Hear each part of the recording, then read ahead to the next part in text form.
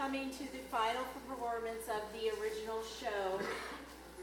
What is the name of the show, actually? I don't even know what show we're... Oh, okay, yes, The Devil Inside, The Curious Case of Dr. H.H. Holmes. I suppose it would help if I know what I'm doing, right? My name is Jennifer Fink. I'm the stage manager for today's production. And if you don't know what a stage manager is, I get to boss around everybody back there. So this is kind of a little bit of a melancholy show for me because as many of you may have heard, this is the last main stage performance that we are doing in this building.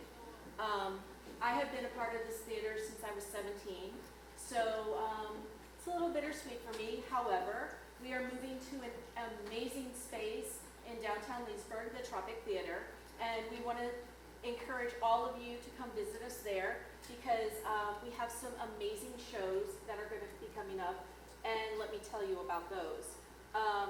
So in January we have Ben-Hur, which I'm told is absolutely nothing like the movie, and Charlton Heston is not going to be making an appearance. It's a comedy, I swear. You heard it from on high. In March, we are going to have Titanic the musical, and I'm told that is also nothing like the movie. And it will not answer the question on whether or not Jack could have fit on that door. It's not a comedy. I am told, however, that the boat still sinks.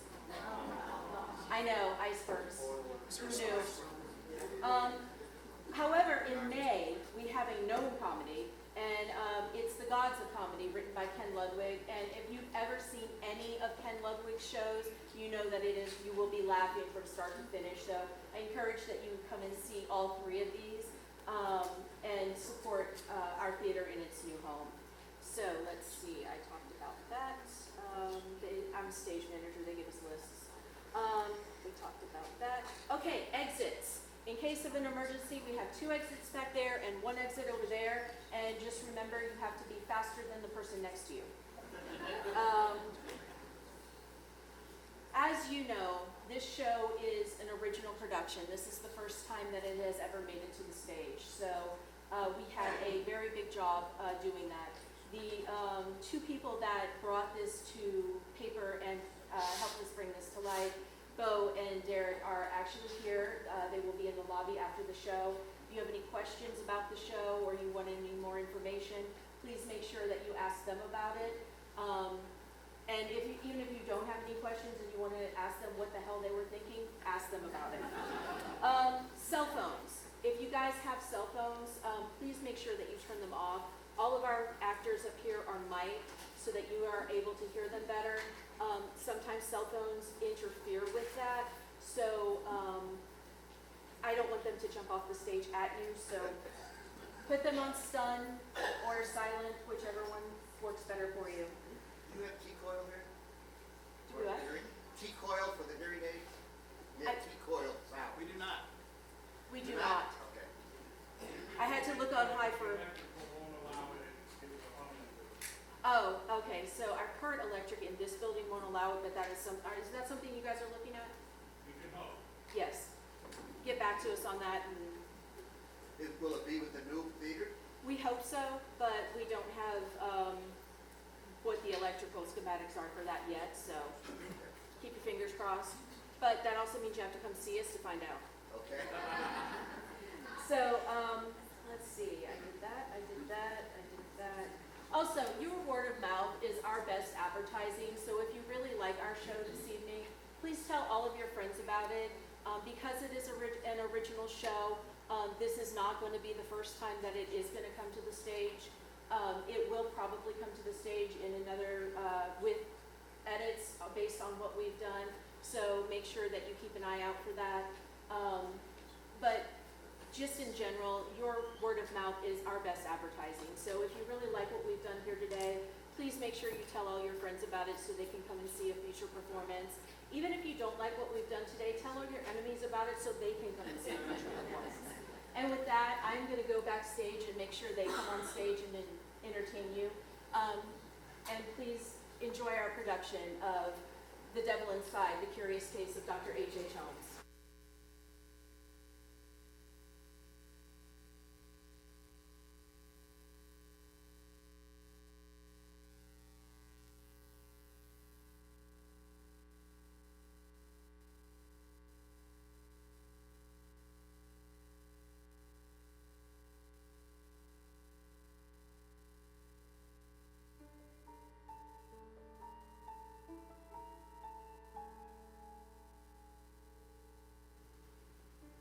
Submitted for your consideration, the case file of one Dr. Henry Howard Holmes, born Herman Webster Mudgett. To the untrained eye, he may appear unassuming, perhaps even charming to some of the ladies gathered here this evening. But believe me when I tell you that this creature, in his heyday, committed the most violent and heinous of acts, the likes of which I've never seen in all my years as a trained detective. But then you already knew that, didn't you? That's why you're here, isn't it? To learn the truth, to hear the story yourself from the man who brought him to justice. The monster's already made his case. Even now, his confession circulates in print for the hungry public to devour. Lies, so many lies. But what else should one expect from a sociopath? What makes a man determined to dance to a drumbeat perverse and profane? To exact that profanity onto humanity with no thought of pity or pain? Was it nature or nurture responsible to invoke that iniquitous bend? Or was something more chthonic, depraved and demonic, a means to his murderous end? For years I have looked for an answer to interpret this tragic affair, but the motive I crave now lies cold in the grave, a secret to all but him there.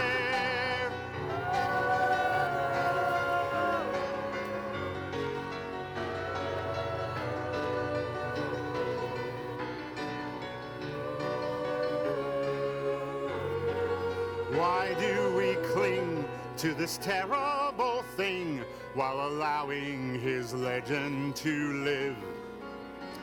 For despite our revulsion, a morbid compulsion won't let us forget or forgive. Mine own tale is none of importance. I wouldn't know where to begin. You must allow me to guide you, to wander beside you, for darkness awaits us within.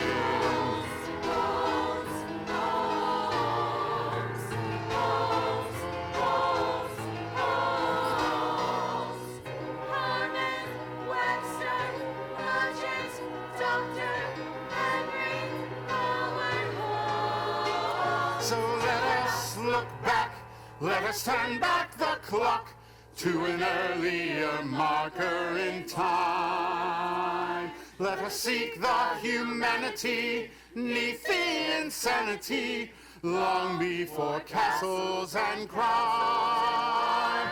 And let us give voice to the voiceless. To the victims give songs they may sing. They may sing, and if it may be, let the truth set us free. From this all too real parable, sickening and cerebral, the bowler hat butcher we bring. For I'm certain you'll find of all horrors combined, the mind is the most terrible, terrible thing.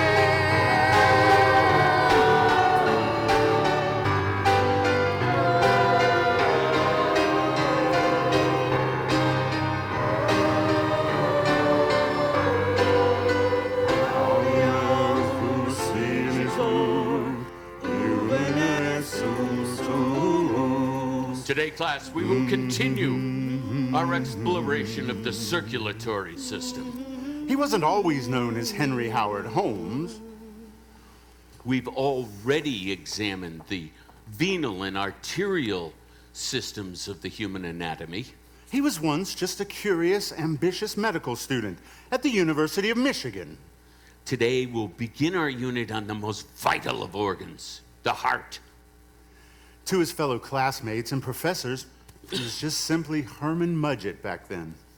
Now, who would like to make the first incision into the chest cavity? Oh, I will, Professor. Ah, very good, Mr. Mudgett. Good. Be careful now. Mind the sternum. We mustn't damage our instruments through haste. I know what I'm doing. Dear Lord, I shan't get used to that stench. Well, you'd best get used to it, young man. That's formaldehyde, a chemical compound for which you should be very grateful. A mere decade ago, we would not have had a cadaver in such fine condition to work with. Why not simply ice the body instead? Leaves too many marks. That's correct, Mr. Mudgett. Formaldehyde allows the specimens to remain, Fresh. preserved. I don't think fresh is the appropriate term. That's right. You're not in the abattoir anymore, pig boy. Continuing. Now, that's...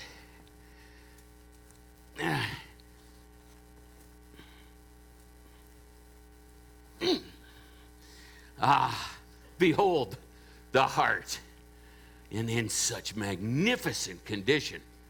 Notice how there are no lesions or imperfections marring the parietal pericardium. Visceral.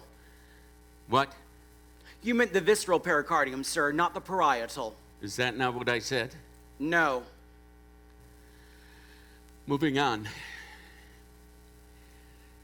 The heart is such a complex and delicate organ that reparative surgery has proven nigh impossible. No, it's not. Here he goes again. Suturing has proven successful, sir. In a dog, perhaps? Then why not a human? Far too risky, reckless even.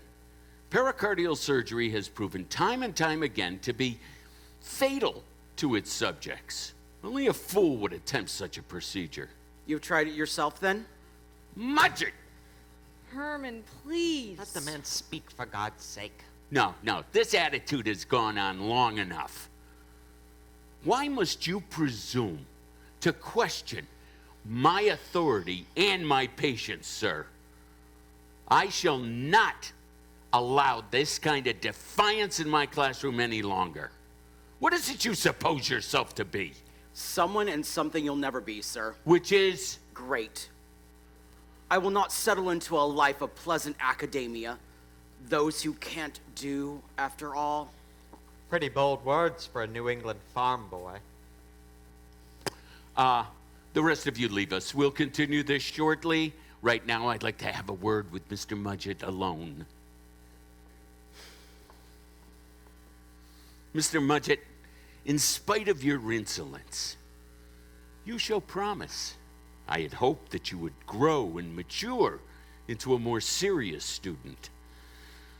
But your overbearing sense of self-importance, your smugness, has given me reason for doubt.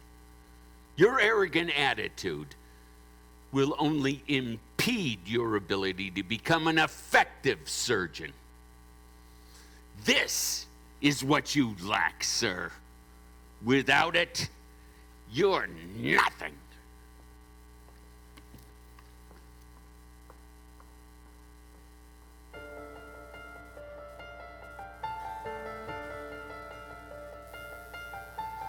Heartless. You call me heartless. Professor, you assume an awful lot. Focused, may be. Ambitious, perhaps. But insolent and heartless, I am not. What you perceive as my conceit and my defiance is in reality a touch of something more. A history of hurt and self-reliance, which from your cozy social strata and myopic bits of data, I doubt you ever heard the likes before.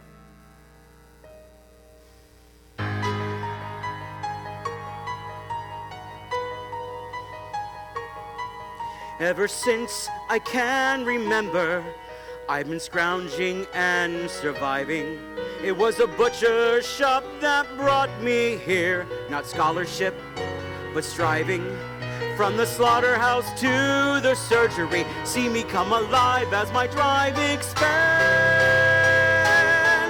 Do Do not let my hated history define me, for I have taken life into my hands. My past. Don't ask me of my past.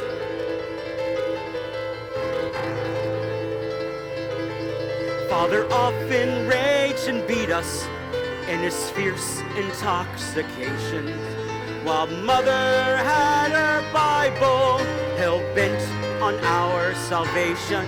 Between a drunkard and the pious, how do you live with such demands? To escape the cruel duality, the base and blind banality, I fashioned my reality, and I put life in my hands.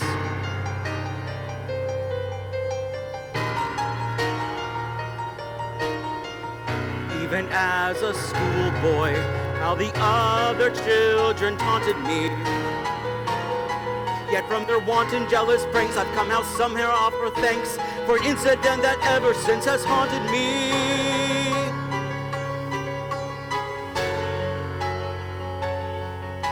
They dragged me down to the doctor's place and locked me into that tiny space and forced me to stare into the empty eyes of a skeleton on the stand. And in their torments crude and base, they placed his hands upon my face and held me there in his cold embrace until I was unmanned. And though at first I screamed and I cried with fear, the feeling quickly passed. For although they meant to torture me, the cessation didn't last. For when faced with the grisly reminder of mankind's ultimate end, I suddenly realized then and there, locked in the gaze of a death's head stare, that I had to say in the when and where, and my fear became my friend. I had a chance to change my fate, I had a chance to choose, so with nothing left to lose, I chose life, and I took life. From that first macabre obsession comes the path I now pursue, to make life my profession and to take life from it too. And I will not halt my progression over the likes of you. So how dare you call me heartless?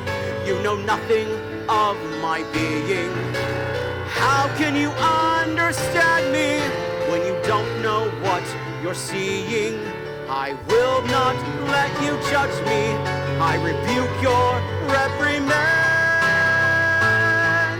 Hear the sound of the pounding in my breast, louder and prouder than all the rest. I know time will show, even though no one understands.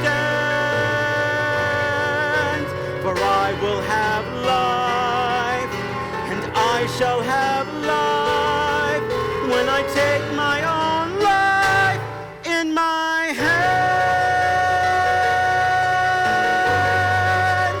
into my hands.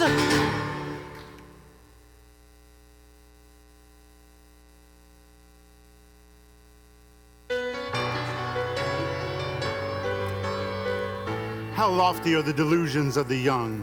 How easily we build our ivory towers. Despite his grandiose ambitions, Mudgett never amounted to more than a mediocre medical student at best. But he graduated in June of 1884 and immediately set out in search of a suitable location with which to establish his practice. The next few years were failed business ventures, constant trials and errors, moving from one town to the next. But let's leave that now.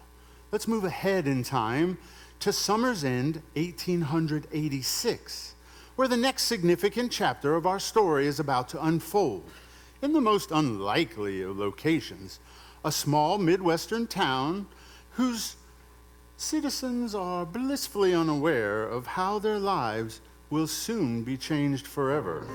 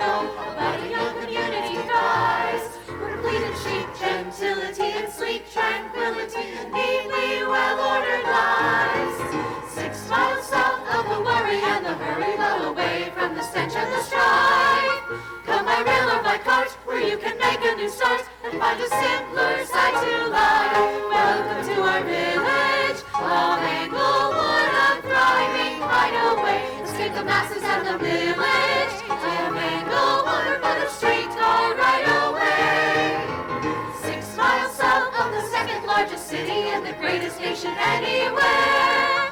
Savor urban amenities without the obscenities and sweet suburban air. To the good citizens of Inglewood, a new face was nothing new. Ever since the Great Fire 20 years prior, droves of people had sought to escape the ever-increasing hostilities of inner-city Chicago in search of a happier existence. Even the wealthiest of Chicago's businessmen would build their homes here. And what better place could one ask for to build a future, or to come to forget one's past?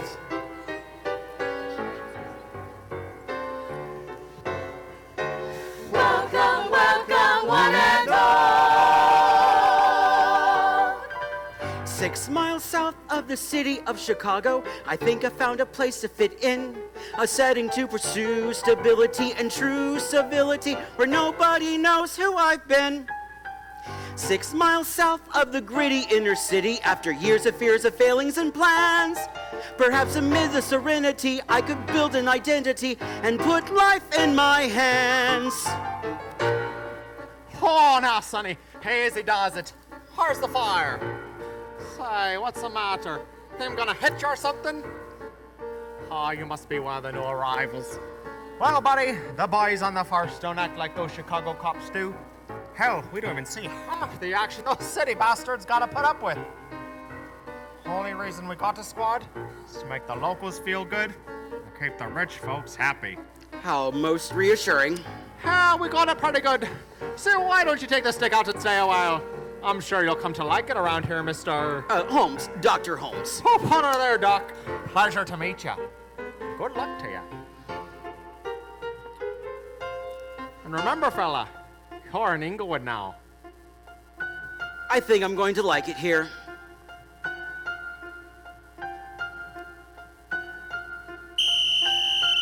Welcome, welcome, one and all. 6 miles south of the scented urban jungle, out of reach of the crime and the grove, there's a residence in tree-lined avenues and well-heeled revenues, a refuge for those in the know. I know I'm gonna like it here. Inside of the city of Chicago, removed from the filth and the fear. Take a walk after dark, down in Washington Park, Or take a stroll down the streets without the noise and the heat. It's so precise and pristine, almost surreally serene. I know you're going to like it. Here in the sight of the city of Chicago, I know I'm gonna like it here.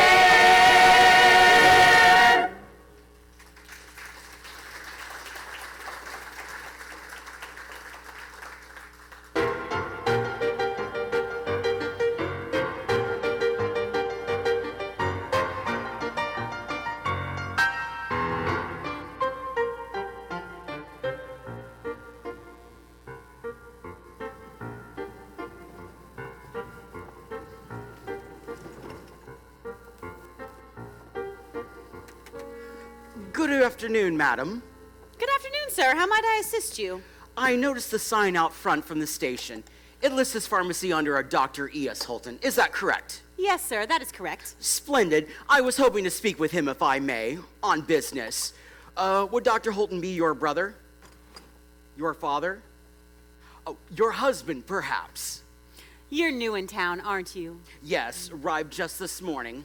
It shows, Mr. Oh, Dr. Holmes. And you are Mrs.? Dr. E.S. Holton. The E.S. stands for Elizabeth Sarah. Oh, you must forgive me. One does not encounter very many female physicians, practicing anyway. We are something of a rare breed, yes. And as I'm certain this revelation has likely altered your intended course of business, I'll go ahead and bid you good day. No, wait. Out of professional curiosity, may I ask where? Ah, credentials, yes. The Women's Medical College of Chicago. Before that, I attended studies in Ann Arbor. Ann Arbor? Yes, the University of Michigan. Why? I was a medical student there myself. Really? How small the world has become. It most certainly has, Dr. Holton. Please, you may call me Elizabeth. Very well, Elizabeth. In that case, I guess you could call me Henry if you'd like. I'd like that very much, Henry. Oh, you don't know how long it has been since I've had such a refreshing introduction from anyone, really. It is indeed a most pleasant surprise. And a fellow alumnus, no less. What remarkable luck. Luck? I'm new here, like you said, stranger in a strange land, just arrived. And there are so many things to take in consideration. Finding somewhere to stay, gainful employment. So when I saw the sign out front, I thought that you, or rather your brother, your father, your husband... Oh, my husband has business of his own, Dr. Holmes. I see so little of him most days. And with a small child in tow, well, it can be difficult even at the best of times to be both mother and business proprietor, not to mention manager, bookkeeper, pharmacist. Oh, then perhaps I may be of greater assistance to you after all. You don't mean to tell me you're a registered pharmacist as well? Yes, ma'am, recently licensed in the state of Illinois. Though I would hate to feel I was taking advantage of you or of our mutual history if I were to impose myself. Taking advantage? Impose? Oh no, quite the contrary, I assure you. You do not know what a breath of fresh air, what a godsend you may yet prove to be, Dr. Holmes. Henry. As a man, I doubt you can imagine, much less fathom or begin to comprehend all the pressures that are placed upon a woman in this world. What's more, a working one with family to attend. There are times I fear demands become too frantic. Far too often pride is put upon the shelf. And with so many petty people who perceive me as pedantic, well, it must be clear to you that there really are quite few on whom I can rely aside myself. What about your husband? Surely he must be able to.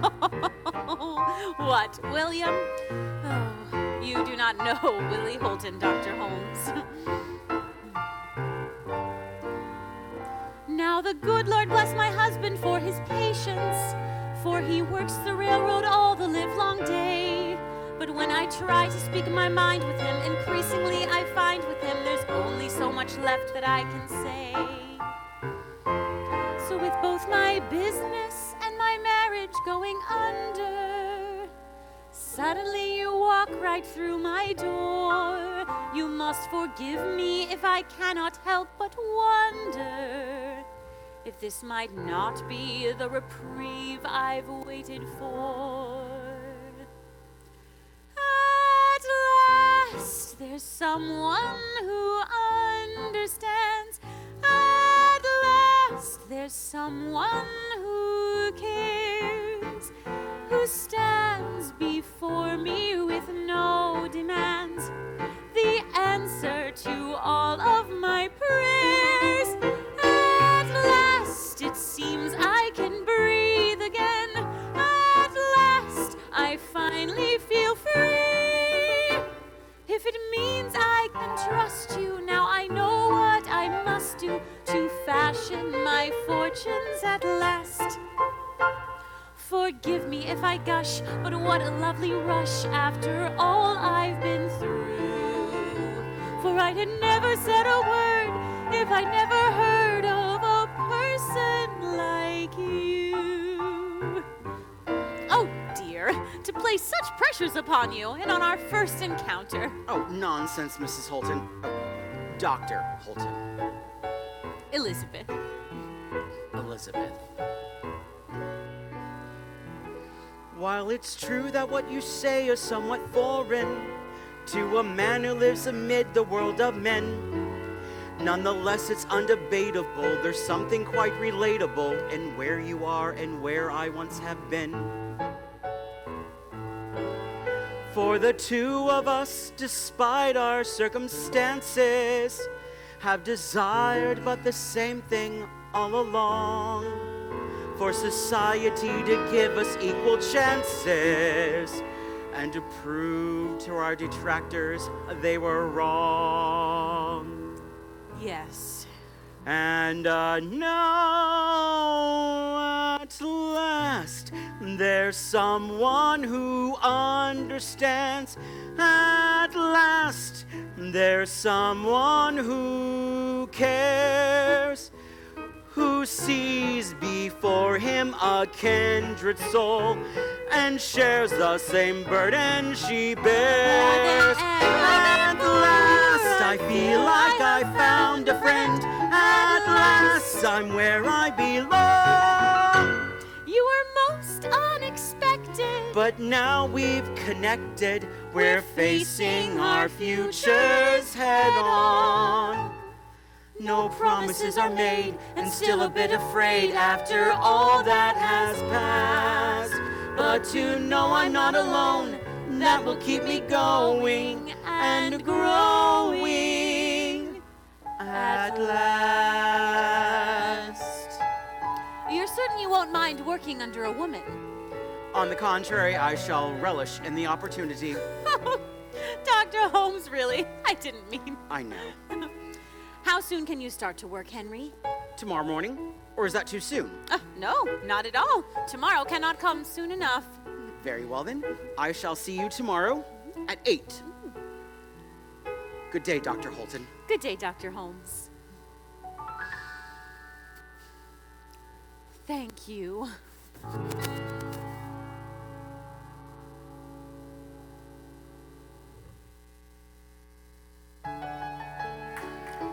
It seemed like the perfect pairing. To Mrs. Holden, the good doctor's fortuitous arrival meant that she could tend to her and her daughter's neglected needs. And with the charismatic Holmes behind the counter, the Holton pharmacy was revitalized. Customers began to arrive, drawn to this place by news of the sociable young doctor. Though to the young ladies of Inglewood, whether these visits were more out of curiosity than necessity could certainly be called into question. But the town had its newest eligible bachelor, and Holmes relished the attentions.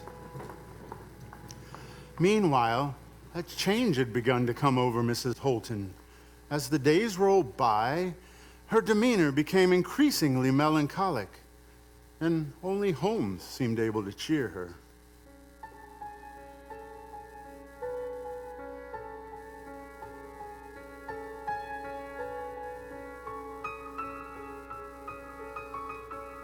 Forgive me for intruding.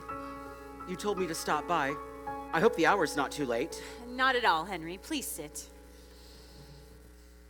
Have you eaten? Haven't had the chance to. It's been steady enough downstairs in the pharmacy, but I didn't want to bother you. Though I must admit, I suddenly find myself quite famished. Understandably so. Don't you? I don't feel like eating at the moment.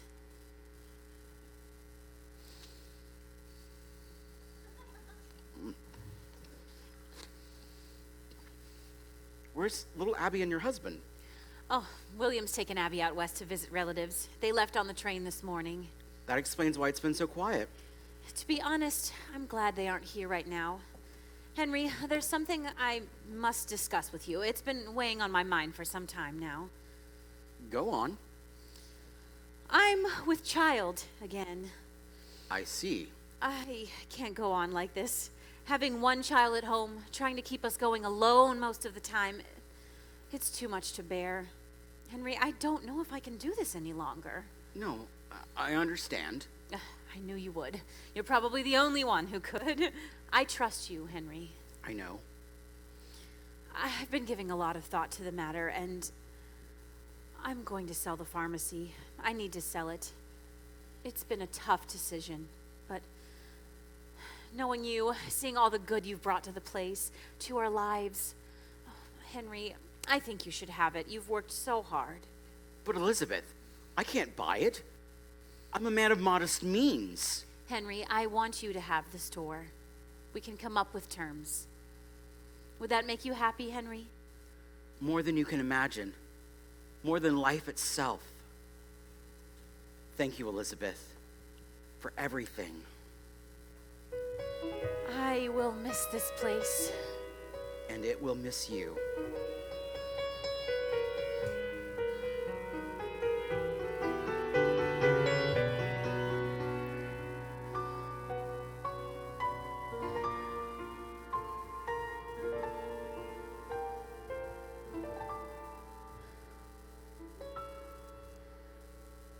At last, the day that I feared is come. At last,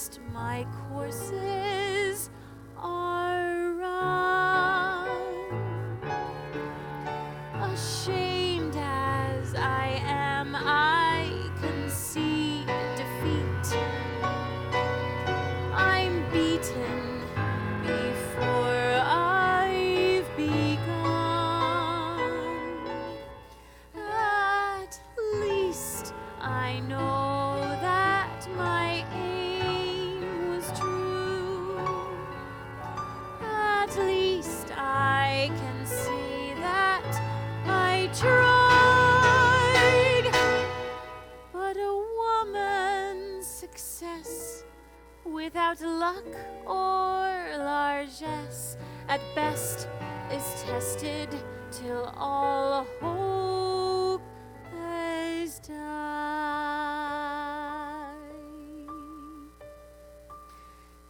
In Henry's honest hands, the business I began will continue to grow and go on. For I'm certain he will see that a little piece of me will linger on, even long after I am.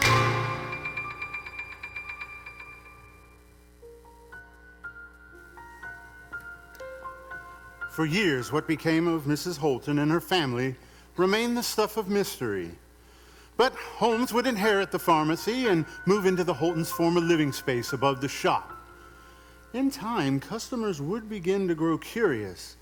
But any time the subject was broached, Holmes would simply smile and say that, Last I heard, they were all living happily in California.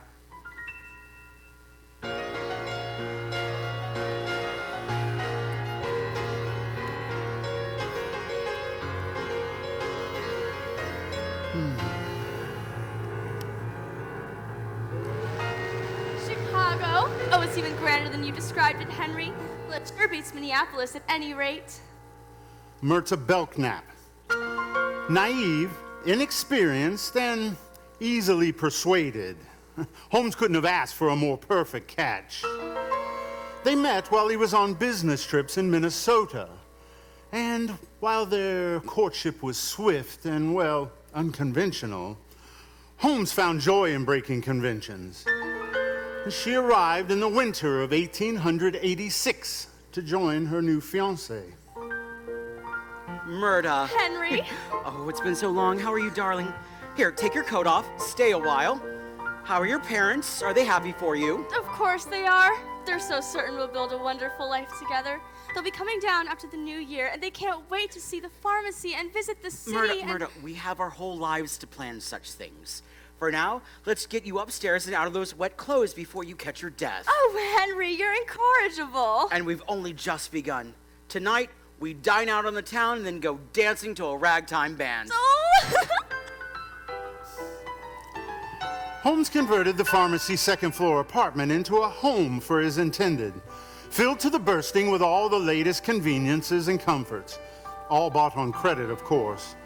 Myrta didn't know that. She never needed to know.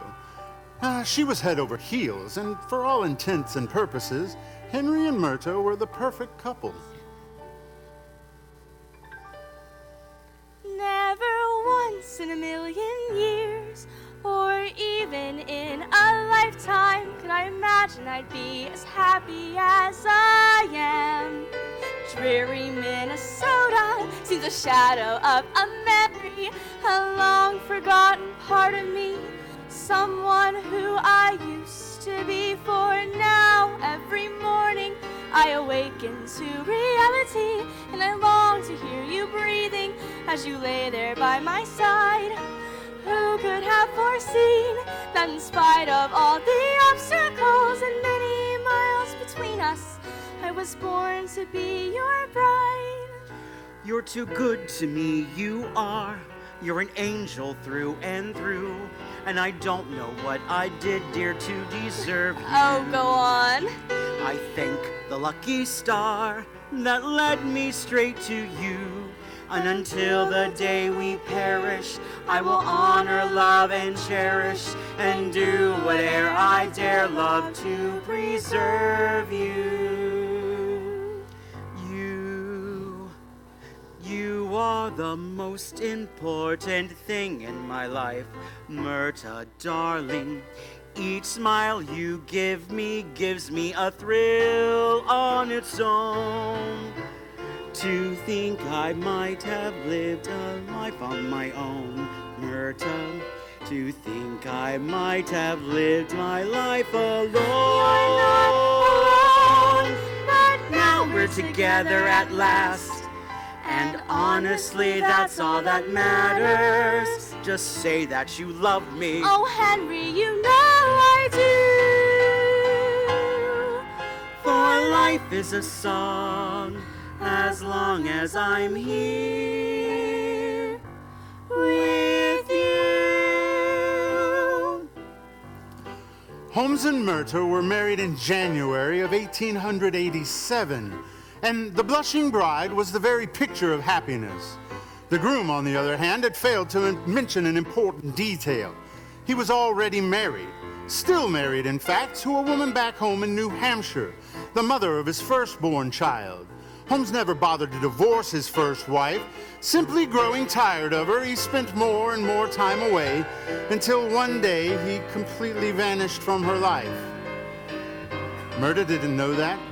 She never needed to know. And by the spring of the following year, the two were expecting a child of their own. Even once in a million years, did you ever expect a miracle, a spherical miracle like this?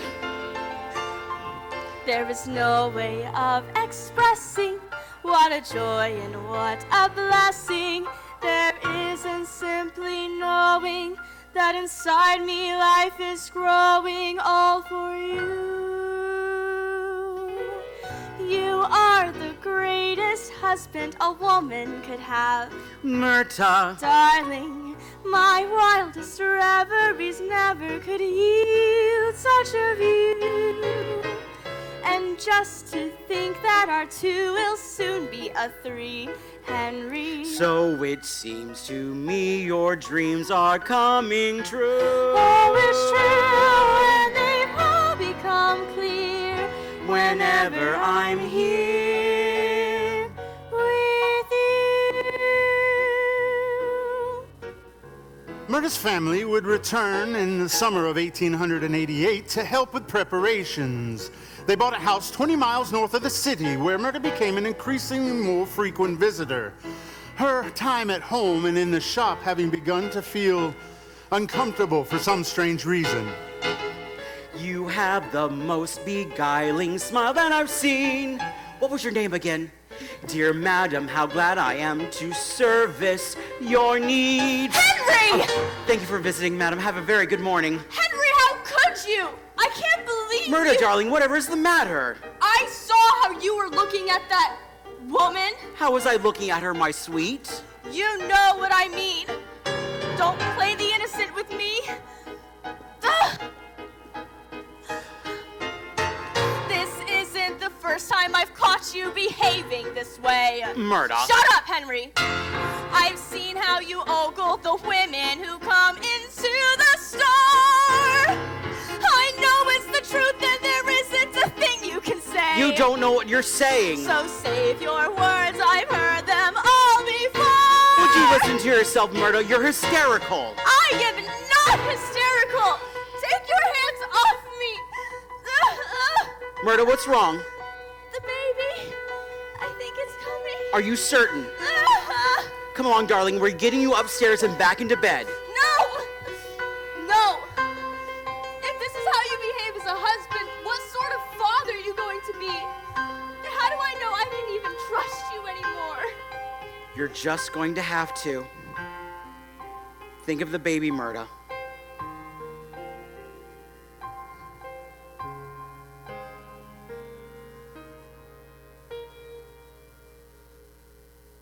That's a good girl.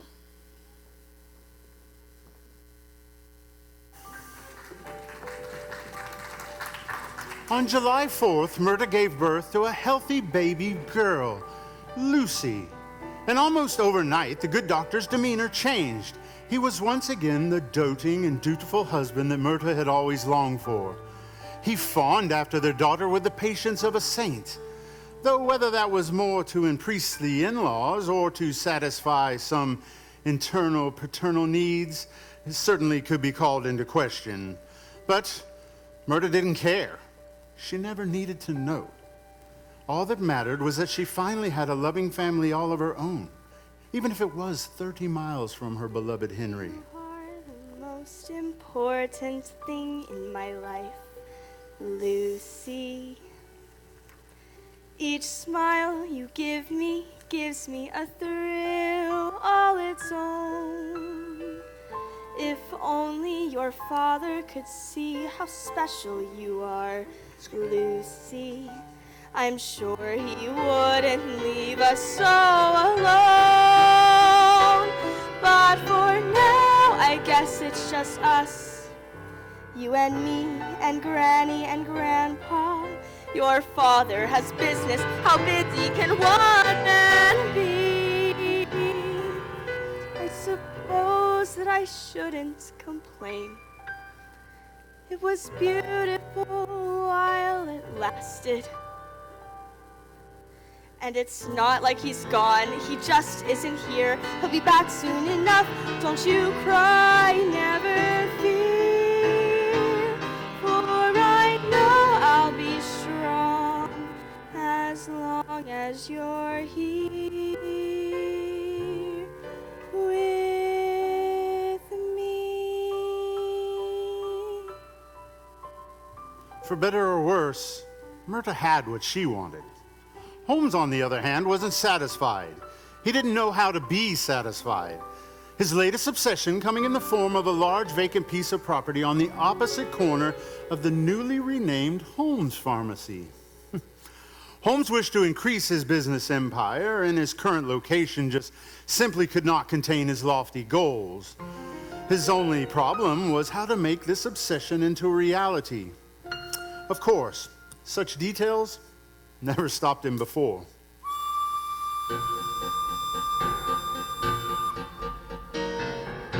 Dr. Holmes, a moment, please. Who are you? I'm the foreman that you hired. These are members of my crew. We were wondering if we could have a word. Yes? Sir, we've been working on your building on and off for several months, and what we feel we ought to mention as it's come to our attention that besides the petty pittance you have failed to pay remittance to myself or to my workers or for any of the means to fund the project of the block we bought on 63rd. And, unless it slipped your mind, sir, there's a contract that you signed, and until its terms are met, as is our pay, then by proper legal right, sir, for the work upon your site will not continue and will terminate today. Good. What? Your resignations are all accepted. Sir, on behalf of Etna Iron and Steel. Are you aware that one of your own Etna beams has proven too short for leveling? No, but... You should read your contracts more closely.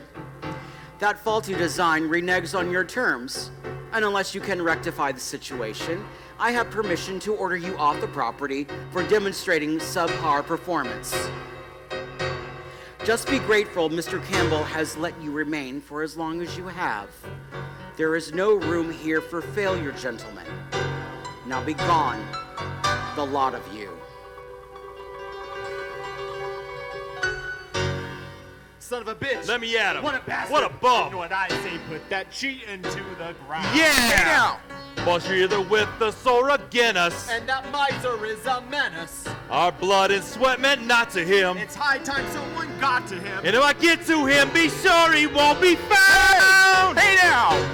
Whoa, boys! No, boys! That's not the way to go, boys! You lay a hair on Holmes, you'll be the one behind the bars! I stand with you, I do, but first you'll have to think this through. What's 5 minutes of justice now if it means all our families might starve? There's a system set in place, but it's not ours. And no roughneck vigilantes are gonna even up the antes. So chalk it up to losses while we can. And let old Etna lawyer up the man. What a load of bull, cuz an honest man knows that an honest day's work is the promise of a hard-earned dollar. Do you honestly think he would know what honesty pays? Damn right he wouldn't. Selfish tightwad. Dirtclod. No fair. He called us subpar. Too far. Don't care. He'd better cough up, own up, man up, pay up, doc, cause we got wives and lives and yet we spend our days in a pit like a mine with the walls leaking water, where the floors are unlevel and the doors where there shouldn't ought to be any doors, and a fire big furnace big enough to be the mouth of hell. Let the building burn, I hope he burns as well. Dr. Holmes, pardon me a moment, my dear. Yes, what do you want? We have come about the same. You mean the walk-in vault? Well, I'm quite content. Good day, and come back soon. Just a minute. It has not escaped our notice you have yet to foot the bill, and for repeated violation from a lack of compensation, we are authorized to indicate as members of our syndicate the right to repossession of the article in question, and we will be uninstalling it this afternoon. So, Drastic, has it really come to this? Unless it slipped your mind, sir, there's a contract that you signed, and still your man called Campbell won't reply. How very strange. Do not ask for an extension. This is legal intervention. We defer to you what Campbell might deny. Fine, you may take the safe, but you may not damage the building. Well, that's impossible. Removing the door alone will require tearing out a wall. You may collect the safe, my good man, but you may not damage the property. It is not my building to damage. It is, as you've stated, Mr. Campbell's. And if he'll have none of you, well, then I guess there's nothing more to be done. Don't even think of tearing out the wall. Now, my dear, about that position. I say, Well, I never. have you ever seen the like? Let's summon the police and thwart this race. What good would that do? A common cop wouldn't touch this tort. He'd just tell us to take him to court. Where if circumstances thus prevailed, there's a chance he might not end up jailed. Then here we'd be at a loss, but now and Got then. you right. Filthy skinflint, imprint, some scam. He tried to nix us. Fix us. No, ma'am, no chance he'll make good. Do good, be good, for good, and soon enough he'll find his line of credit torn away.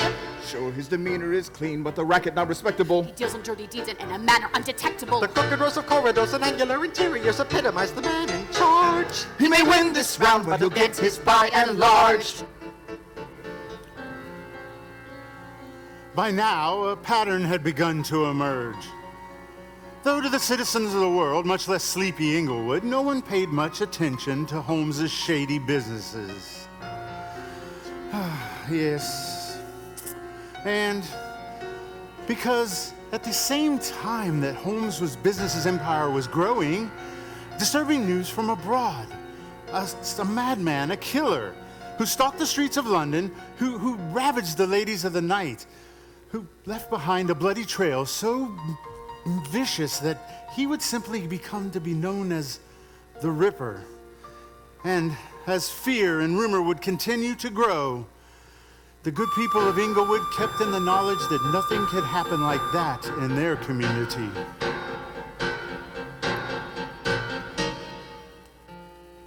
Mr. Peitzel! Oh, sorry, boss. It was just a swing between shifts.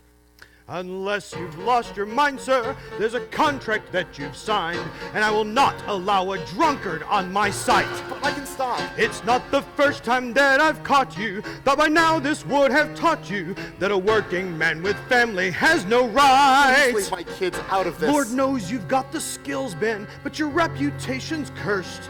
Unstable at the best of times, a boozer at the worst. There's no way to run a business, but as a father that's obscene.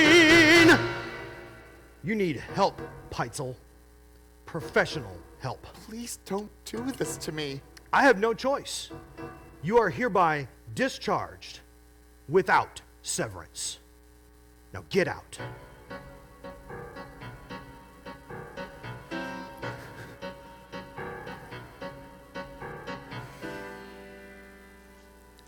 For an honest man thinks that an honest day's work would earn him an honest dollar. What a lie and a joke for thinking that honesty pays. But I've been so wrong too long, why try? Another has been, can't win, not I. It's time I fess up, own up, back up, give up. Peitzel, you're a failure and you'll always be afraid. That's how you were made. Stop, Mr. Peitzel.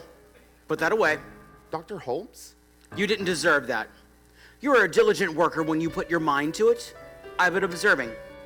And don't you dare for a moment allow that man to make you feel inferior. But sir, how can I face my family after this?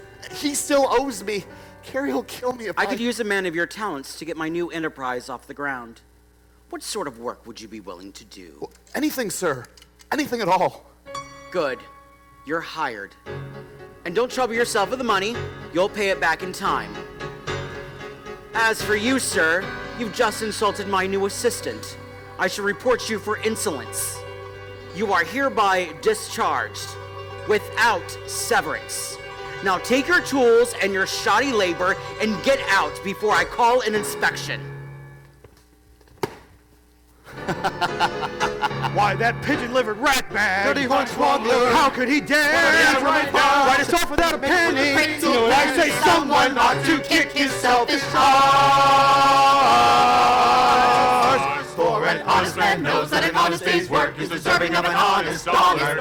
So somebody explain why deceitful men win out. He plays a shell game with no shame and no prize. Withhold our wages, outrageous, it's all lies. You think you're better and smarter and richer, for which you assume you'll always get your way. That's not the way. Enjoy your three-story edifice, a city block wide, with the its menacing meanest appearance thing and a that is layout right. inside, to confuse any occupants with trash, finish and windowless rooms, and it's there to know who designed this maze.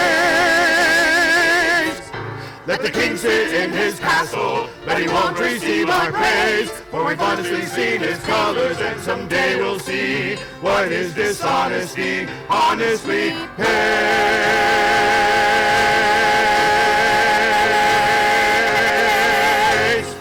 Puh!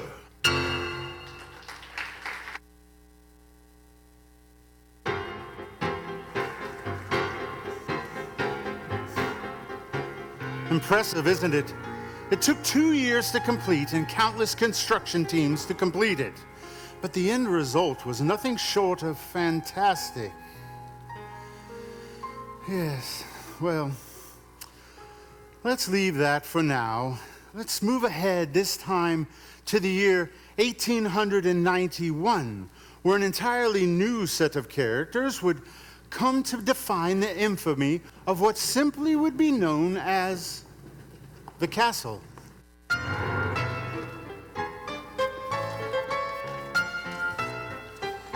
Henry! Oh, Henry. The creditors from the furniture store just dropped by my office again. I've been keeping them at bay the best I can, doing what you told me to do, but I'm running out of ideas. They want their money. Oh, God, I could use a drink. Ben, calm down. We've dealt with this from others before. We can deal with this again.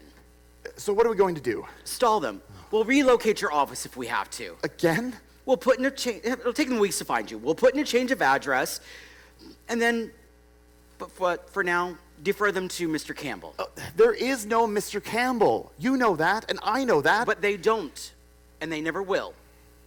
As long as we keep this up, play our cards correctly, there's no need to pay any of these presumptuous rubes. Here, take these up to the office for filing. And Ben, remember, don't discuss any of these matters with Carrie when you see her. Do you understand? I rely on your integrity in these matters. Yes, sir. I know. See, that's why you're my right-hand man. Ben, Oh, hello, Carrie. What are you doing here? making rounds. Desi's looking after the little ones for now, so I can't stay long. What's wrong? Tough morning? No, just I didn't sleep well, I suppose. Well, you were tossing all night. Howard says hello. He's so proud of his daddy, of his new job. He misses you, though, and all the time that you used to spend together. I know. Ben, it's all right. I understand. The doctor's got you running busier than ever these days. But couldn't you ask for a day off just once in a while? Carrie, we were barely making ends meet to begin with. I've got something wonderful going here. Henry relies on me. I don't want to let him down. Not now. We can't afford to. Well, still, I'm worried he might be taking advantage of you, Ben. You're a bit too eager to please him sometimes. Henry sees my potential, Carrie. This is the first time in my life I've ever felt truly important. He's given me real purpose. Well, I thought we gave you purpose, too. Carrie, look, I didn't mean it like that. Could you at least think of asking for some time off? For me. All right, I will. I promise. Mary, from the doctor, file these for me? Thank you. So many papers. What new venture are you two investing in now? Carrie, please, I've got to get back downstairs. The new jeweler we hired is dropping by this afternoon. And you know Henry, he always wants to put his stamp of approval on everything. Don't let him work you too late. I'll try not to. Ben, are you sure you're all right with all this new responsibility? Of course. Why? You just haven't seemed like yourself lately. You're not drinking again, are you? No, of course not. Would I lie to you? I'll see you at home, Carrie.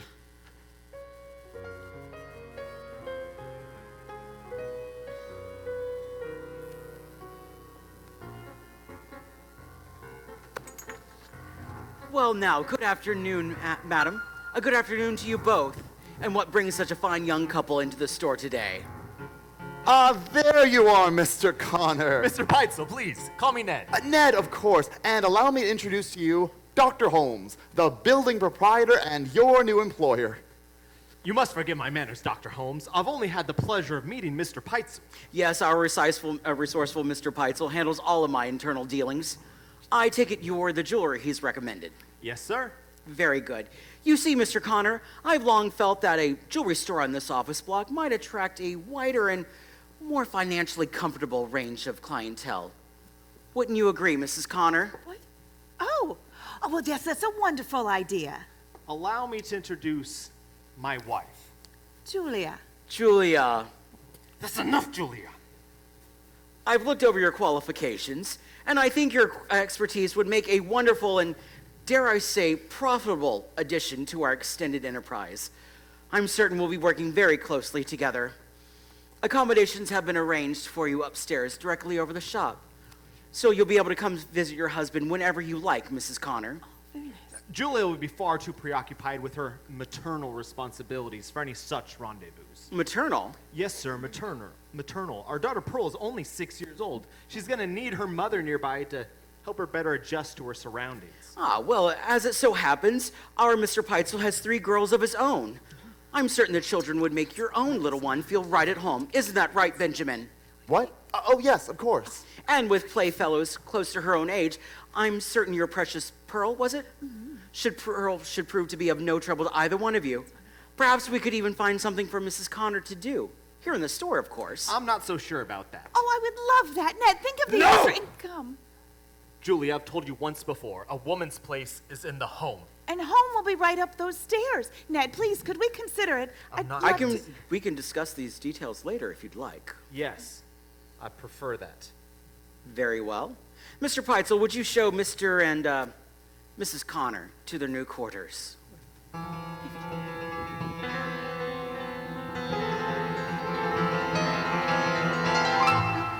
The devil appears in many seductive forms.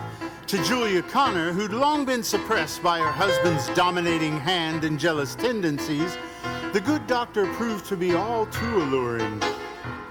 You are the most exciting lover I've known, Henry.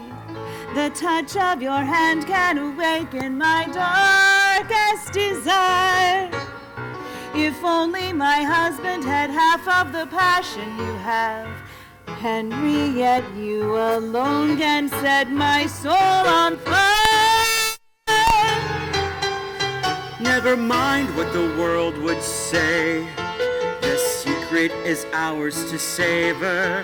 Let's live for the moment, unbridled and wild and free.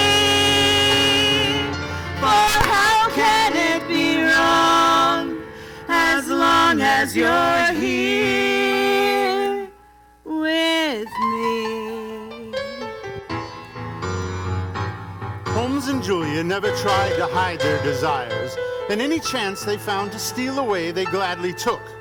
Never mind that Myrtle patiently waited north of the city with their daughter for Holmes's increasingly rare visitations. And as the months rolled by, Ned Connor became all too privy to their constant and growing desires. What did you think would happen? What did I think? You don't even try to hide your affections anymore, Julia. How shameless can you be? Shameless. Nothing could be more shameless than having to live with the likes of you. You're boorish, Ned. Boorish and And you controlling. look cheap And common. Common. I am the mother of your child. I will not have a slut for the mother of my child. I can hear the customers sneering at me as they pass by. I can feel their eyes staring at the husband of the wanton trollop. Do you know what that feels like? No, I wouldn't. And for once in my life, I am finally happy. Henry and I are in love, Ned. He's using you, Julia. You're nothing more than a plaything to him, his latest conquest. What would you know about that? Haven't you ever noticed how he stares at the women who come to his counter? How quickly the women on his staff turn over, how fast they seem to just vanish. Go to hell, Ned. I'm already there, Julia. I've had enough. I'm taking Pearl and we're leaving. Over my dead body. Ned Connor would leave Inglewood that summer, having found new work in Chicago and vowing to return for Pearl. But in time, he too would find another, leaving mother and daughter in the hands of the good doctor. And come November, Julia would announce that she had a surprise for Holmes. A child. Isn't it wonderful, Henry? A child of our very own. Aren't you excited? Excited? That's one word for it, I suppose. Can we get married now? Oh, please. Oh, you must. I suppose I must. Oh, what's the matter? You're not having second thoughts, are you? You promised. Julia, how gladly I would marry you, my darling. But honestly, I'm not ready for another child. We still have Pearl to think of, after all. Well, what else is there to do, Henry? There are other options, you know. Henry, surely you don't mean... Why not? It's criminal, that's why not. And what about me? How could I do that? My dear, don't forget, I am a doctor. I could handle the procedure myself, discreetly. No one else needs to know about it. It's all for the best. Wouldn't you agree? Oh, I don't know. Oh, you've given me so much to think about. Julia, you want us to be together, don't you? Oh, yes, you know that I do. Then do this for me. And in a few years' time, when we're better prepared, we'll have another chance. Plenty of other chances. Besides, it wouldn't be fair to the child, to you, to us, to grow up under a cloud of disgrace. Wouldn't it be better if we were to be married first? You're right. You're right, of course. I'm being selfish. That's a good girl.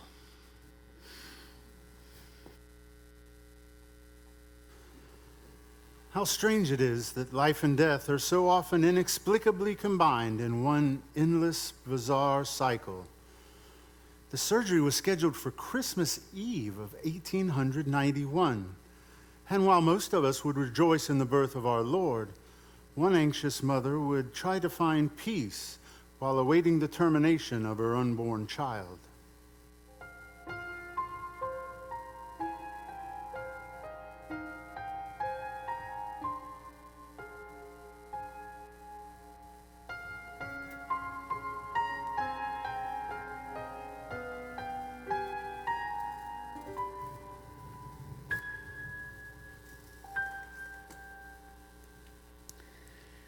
Try to relax, my dear. I know this is difficult for you, but remember, it's all for the best. All for the best.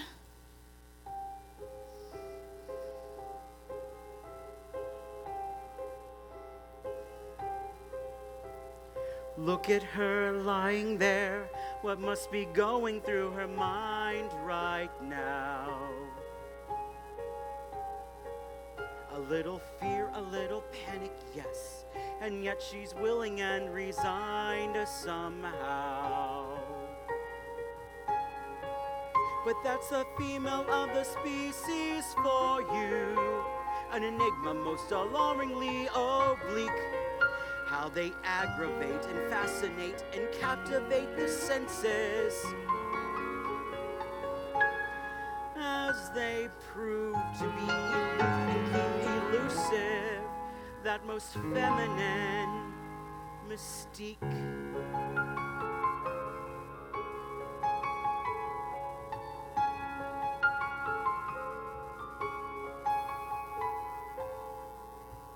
What a wonder is a woman, how her pretty wit can titillate and burn. perspicacious, tenacious, and wildly voracious. How thrilling is her willingness to learn.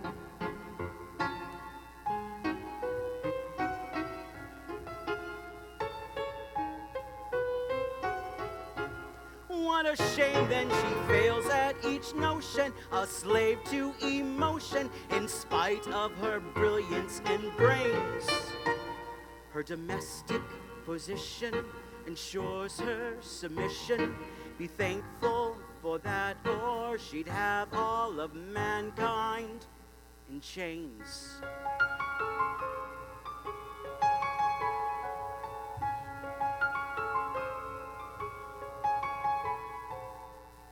Even so, how devoted is a woman? Most delightfully excitable and bright. Every gentle intention beyond reprehension, a doll full of docile delight. And so they don't come out surly, we break them in early, then woo them with words soft and sweet. Treat a girl like a royal, she'll learn to be loyal and fawn as she falls at your feet. That's something my wife will attest, and my mistress knows best, despite how they pester and vex. Delicately pliable, decidedly reliable, therein lies the error that earmarks the fairer sex. Henry! Don't worry, my darling. It'll be all over soon.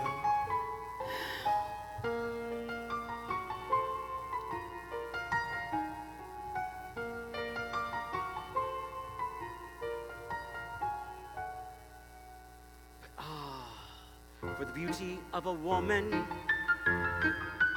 no matter what her character, stare at her physique. What a feat of divine engineering she is, from a subtlest curves to each rosy-tipped peak.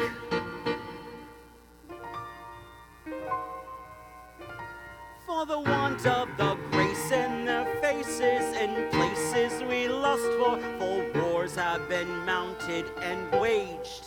And her smile lurks the mystery that fuels all of history, leaving even the sanest and wisest of wise men engaged. Close your eyes, my darling. That's it. You won't feel a thing, I promise. That's it. Close your eyes.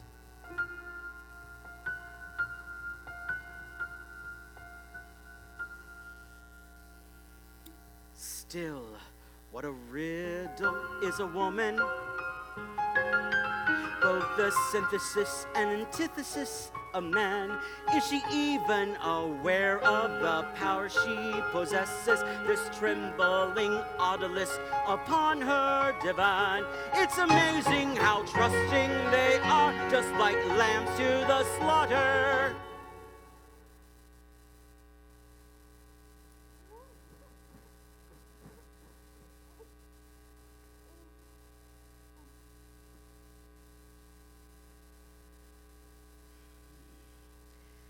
And as with the mother, so on to the daughter. The miniature image of her progenitor she surely suspects. Ah, what fascinating creatures! Utterly regrettable, yet wholly unforgettable.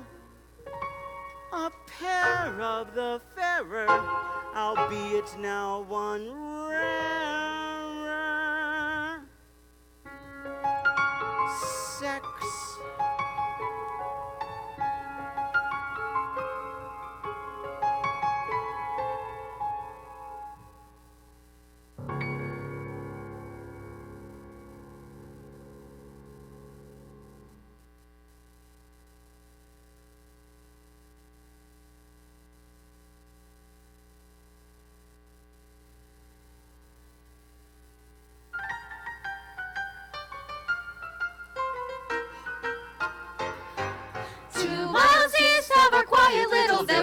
the marsh at the edge of the lake. We can see that something big is growing day and night. They're going with the pressing deadlines and construction. All too soon they'll be flocking to our city, with people coming from everywhere. If we can find them some room, watch our economy boom, and the Chicago World's Fair. And with so many at play, and all too willing to pay, I know a way to rake up there. Benjamin! Oh, yes, Henry? I've just had the most brilliant idea. A veritable gold mine of an idea. I'm going to need your invaluable services around here once again. Thank God. Oh, Henry, I can't tell you how long it's been since... But yes. But first off, I want you to be completely honest with me. Have you sobered up at last? And more importantly, can you stay that way? Yes, sir. Oh, Henry, I can't begin to thank you enough for my time at the clinic. It meant so much to me, to Carrie. No time for that. I've got big plans in the works here, Ben. You have no idea just how big. But first things first, I need a new girl to manage the front office. Your task for now is to find me a suitable replacement, and as soon as humanly possible. Henry, I know just the girl. I met her at the clinic. She's young, she's bright, a pretty young thing. I'm sure you're just going to love her. I'm certain I'm going to love her too. Come, tell me more about this girl of yours. Well, her name is... Miss Emmeline Chagrand, a 24-year-old stenographer who for the past year has found work in the small town of Dwight, Illinois. A bump in the road, really, known only for its Center for Recovering Alcoholics. But to the Miss Emmeline, the chance of moving to the big city, coupled with nearly twice of her current salary, was simply too much to ignore. She already knew of Holmes from Peitzel's ravings while he was in Dwight. And the young Miss Chagrand found herself all too smitten with the good young doctor. You are the most distinguished man that I've met. Henry, darling, that look in your eyes sends shivers and chills down my spine. You are the sort of a girl I was hoping to get. Emmy, dear, and now you're here. I'm glad to say you're mine. For your future is clear as long as you're here with... Oh, Henry, to think that you, the son of an English lord and a self-made entrepreneur, could ever fall for a simple Indiana girl like me. Oh, I never dreamed I'd be consorting with royalty. Oh, my dearest Emmeline, where did you hear such things anyway? Has Benjamin been running his mouth? I've told him not to. Oh, don't hold it against him, Henry. I did so implore him not to say anything. I hate being boasted about. You can keep my secret, darling, can't you? Promise me you will. No one must know. Of course, you know I will. I'll keep your secret close till death itself if I must. My dearest Emmeline, I shall hold you to that promise.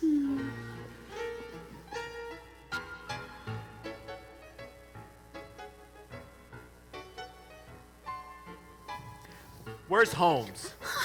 You frightened me. I said where's Holmes, damn it. Dr. Holmes is out at the moment. Of course he is. Why wouldn't he be? I'd be more than happy to take a message for him if you'd like. Connor. The name's Ned Connor. I used to manage the jewelry store. Oh, forgive me, Mr. Connor. I'm still somewhat new around here. We're always new around here. I beg your pardon? You're not the first, and you sure as hell won't be the last. I don't appreciate your tone, Mr. Connor. My tone is exactly what it's meant to be. When will he be back? I wouldn't know, but I'd appreciate it if you left now, Mr. Connor, before I feel compelled to summon the constable. Please, by all means, it's about time the police investigated your precious Dr. Holmes. Well, have you made aware that Dr. Holmes happens to be a well-respected member of this community? Why, just a few nights past, he was invited to dine with the commissioner. That devil, that conniving devil. I do believe you've outstayed your welcome, Mr. Connor. I must ask you to leave. Now, I'll stand no more of these accusations. You're sweet on him, aren't you? That's how he operates, you know. I had to witness it firsthand. Hell, I had to live with it. How far has he dared to go with you? What has he promised you? What sweet little lies? We are promised to be married, Mr. Connor, and I will not have you scandalize me or him with your innuendo. Innuendo? I speak facts. You speak lies, Mr. Connor. Hear me now, young lady, and be warned. You were better to have little to do with that man as possible. Get away from him. Get away from here as soon as you can. And whatever you do, don't attach your name to anything he puts in front of you. You'll be signing your very life away. You already have, haven't you? Well, you've already forfeited your happiness. Don't let him steal away your identity now, too. Mr. Connor, why would you say such things about me? About him? Dr. Holmes also offered his affections to my wife, Julia. She left me for the man, signed her name to his precious deeds and bills of sale. No one's heard from her or her little girl ever since. Well, I'm very sorry, but there must be a logical explanation. Don't you get it? There always is. Tell me, have you noticed how the tenants upstairs will just up and vanish without a word? How some of them will just leave all their belongings behind for some inexplicable reason? Take a walk around this place by yourself sometime. I dare you. He is as twisted as this office block.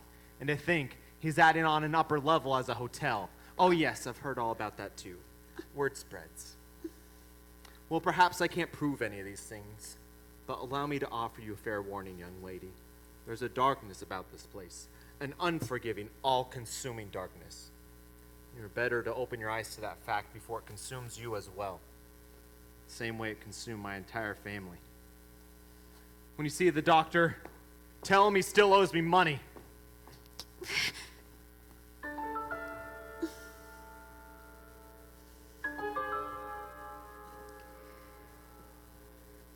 Why did he say those things?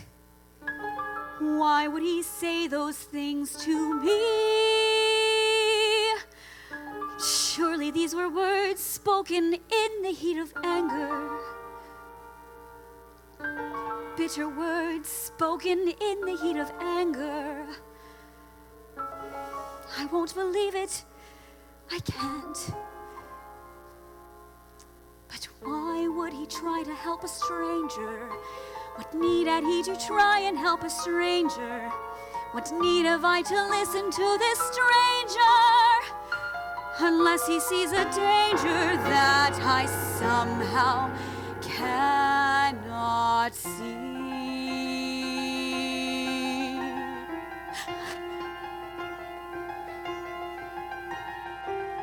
How did I get here? Where was I going? Am I allowing for doubt to creep in on me?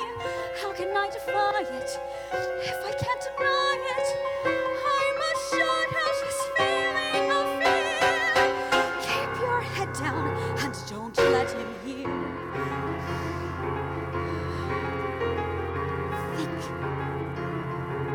Think. It's all in your head, Emmeline. You can still shake this off. If you need to, just walk out that door and go. Should I leave him? How could I leave him? And if I did, would I ever be free? This can't happen, won't happen to me. My eyes are wide open, but I'm lost in the darkness, grasping insanity, searching for light. My senses deceive me. Where can I run to? Who can I turn to? Emily. Suddenly I feel like a stranger myself. Emmy. Like an intruder inside my own home. Emily. Why does it feel like the walls have grown ears and eyes? Why does it feel like I'm not on my own? No way out. Was it fellow right? Have I truly been blind to this? Out. Who designed all this? Get out. I should run, but I can't walk away.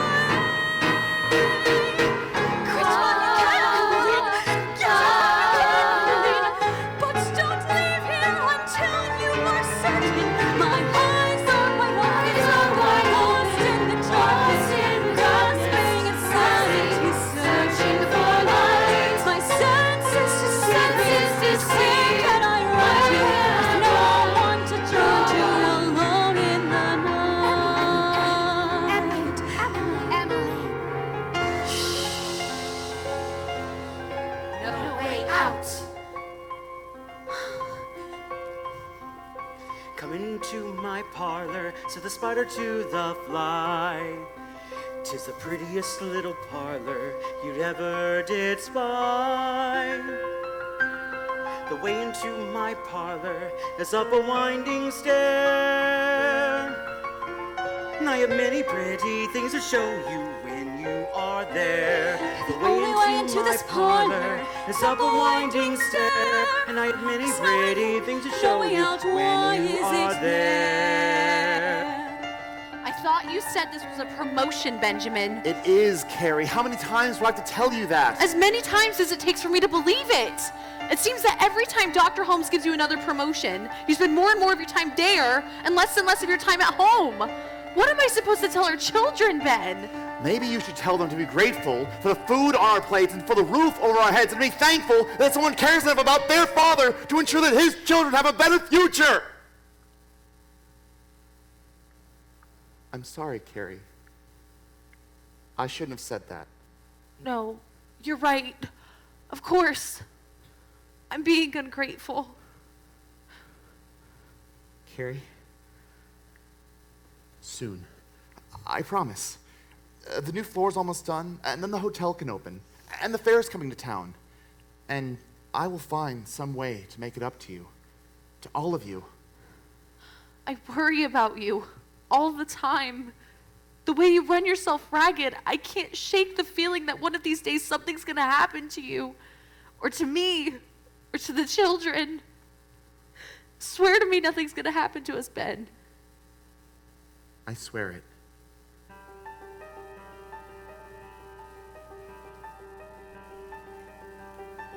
What makes a man determined to stand when he knows in his soul he should run? Is his conscience too weighty or onus so great he can no longer fight what he's done? You may try all you like to rewrite it, but this history is written in stone, and our future portends far more sinister ends than the bloodshed and shadows we've shown. Say goodbye to what light we have known. Creatures of the spider, in the darkness, searching for answers and searching for light. I trust my son's sound, and if you step aside one moment here, you shall behold your son.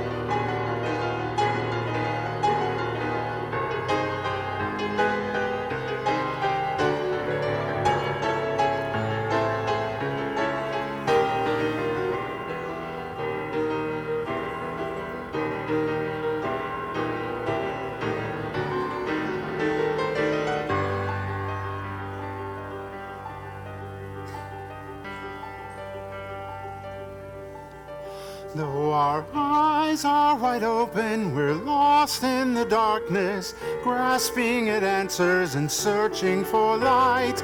We want to believe, but our senses deceive, and there's nowhere to go from here. Summer 1893, and the fair had finally come to town. In its 6 short months of operation, the exposition would see over 27 million visitors come through its archway. Hard to believe that only 2 years prior, this gleaming white city was just a fetid piece of swamp on the edge of Lake Michigan.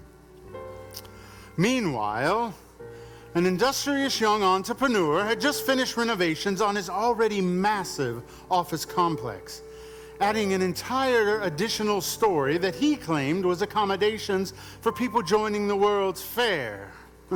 At least that's what he told his investors and most recent foreman. But as time goes by, thus comes a new set of characters. Less than 2 months after the disappearance of Miss Emmeline Chagrand, it appears that her position has already been replaced. Miss Minnie Williams, a romantic Southern belle with failed theatrical ambitions. She's the heiress to a rather large estate deep in the heart of Texas. How and where the two met aren't really known, but we know that Miss Williams came to Chicago in search of work and financial security. But what she would find in her time in the stenography pool was something else entirely. Oh, Harry, thank you for allowing Sister Nanny to come see us in Chicago. I simply cannot wait to introduce her to my new husband. Henry, darling, you must remember to call me Henry. Oh, pooh and pshaw, what's wrong with your real name? Besides, I happen to like being Mrs. Dr. Harry Gordon. It's for business, my sweet. Think of it as a stage name. Must everything be about business with you? You may call me Harry any other time you like. It'll be our little secret. Well, your secret's safe with me, Mr. Henry Holmes. Minnie, what time did you say your sister Anna arrives on the train? Oh, it's Nanny, dear, and noon. Why do you ask? Because we're about to miss the train. Oh, land's sake, she'll be lost without us. Come on, Harry. Henry! Henry! Watch us get ready! Get close! Take a cheer! 4 minutes, only 50 cents! $1 to pay now, slowly your turn! Back of the line! Thank you, madam. Enjoy your day! Follow the throng, coming along, one and all unto the fair. Witness the wonders of the world just south of Chicago. South of Chicago. A valuable sight of shocking delights awaiting you there. What's awaiting us there? Witness the latest innovation. Ample the boulevard of nations. Or muster the courage to soar through the air. To the world full of wonders awaiting us south of Chicago. South of Chicago. Book your visit today, by tomorrow you're certain to see. You can certainly see. A plethora of pleasures and earthly diversion. A temple of treasure of mental immersion at the Columbian Exposition of 93. Nanny, will you please slow down? Nanny, I can take a look where we are. A city of white alabaster, what with statues of marble and trimmings of gold. To disguise the cement and plaster. Harry. Rows upon rows of exhibits here, Minnie. It's hard to know where to begin. Oh, let me see that. We could start off at the Palace of Forestry, Palace of Fishery, Tower of Light, More electrical witchery. Palace of Industry, One of machinery. Indian villages, Japanese granary, 200 buildings and 600 acres. the best and the brightest of movers and shakers, the Nina, the Pinta. The Santa Maria. It's just the beginning. I had no idea. Can't you feel it, Nanny? Don't you see? I can feel it, I feel it, I see it. The future's here and call it out to me. I hear it, Nanny. Jesus. So many modern marvels out and on display. We need a week. We have today. Certainly takes your breath away. Wait till the folks back home hear all we've got to say. They'll never believe us if we try. We'll never forget this till we've died. It fills me with pride to reside in the USA. Come on, Nanny. Still so much to say. Brother Harry? Go on, I'll catch you up. Lucy? Lucy, stay close to Granny. You hear me? Henry. Murda, darling. Hello, sweetheart. I didn't expect to see you here. Yes, well, outing with new investors. The ones who paid for the house. Oh, well, you be sure to be extra nice to them. That's the intent, darling. I should go after Lucy. Mother will have her hands full. Will you be home this weekend? I will do my level best. And don't forget, Lucy's birthday. On the 4th, I have it on the calendar. You're still the greatest husband a woman could have. Myrta. Darling, no matter the absence, your heart remains honest and true. Dearest Myrta, my love. Each parting is heartbreak and every reunion a joy. A joy to know that everything I've done for you.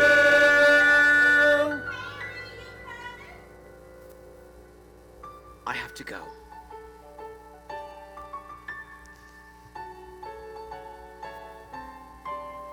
A piece of me leaves whenever you disappear. How I wish you were here with Pull the thong, come on along, one and all unto the fair. Jesse, please get a hold of your brother. And Howard, I need you to stay with your sister. We can't have you running off like that again. You kids are gonna be the death of me yet. A day at the fair is no walk in the park. For mothers, it's mortification. Lucy, I said come back here. Will you please take Granny's With hand? half-naked natives and hookers and hookahs provide an unplanned education. No, Willie, get Abby away from there, honestly. With sugary sweets and extravagant treats, aggravates consternation. Besides, the rides are too pricey. The queues overcrowded. The foods are too spicy. Would not have allowed it. The weather is steamy. My spouse apathetic. The midway is seamy. The fairground frenetic. But still, I'm proud to be here for my girl. Oh, absolutely, this has all been for the children. Let them taste the future, let them see the world. With so many modern marvels set to pave the way. Clearly, tomorrow's here today. Looking around, it's safe to say our little ones' lives will get easier, simpler, and freer. At least for this we pray.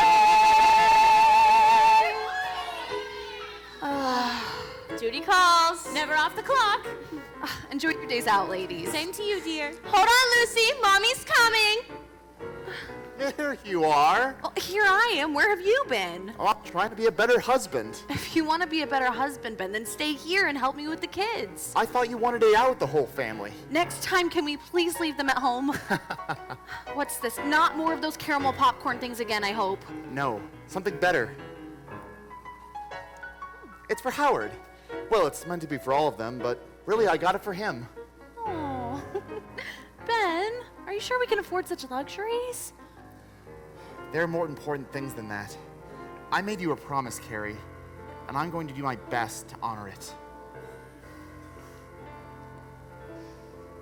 Never once in a million years, much less within our lifetimes, could I ever have pictured us settled the way we are. But here we are, all those dead-end jobs behind us. We need something to remind us of the reasons we keep going. Now we're here, let's keep on growing, darling. These are the times that raise the soul, that justify all we've been Witness the through. wonders of the world. Let bygones be bygones. As long as we move on, I'll face any future with you. Today by tomorrow you're certain to see. As long as you're here with me. We weren't that bewitching. I want a kitchen, all electric. Gadgets for the clothes and dishes would be delicious. So very de-rigueur. Harry, how about them stitchers and moving pictures made kinetic? Alarms and incubators. An electrical chair to eliminate criminals. Don't be so morbid, dear. Stick to the seminal. User sketches a funeral hearse. Let's hit the midway before he gets worse. I quite agree with you. Come along, Harry. Henry! Henry! Wonders of the world. The wonders of the world. Wonders of the wonders of the world. If your appetite's ample, then step up and sample An ostrich egg omelet. a blue ribbon beer, An orangey cider from Florida. Citrus deliciousness. fresh popcorn, Chewing gum. Chili. Vienna beef sausages. parish cuisine, the pipes of the Irish Quarter.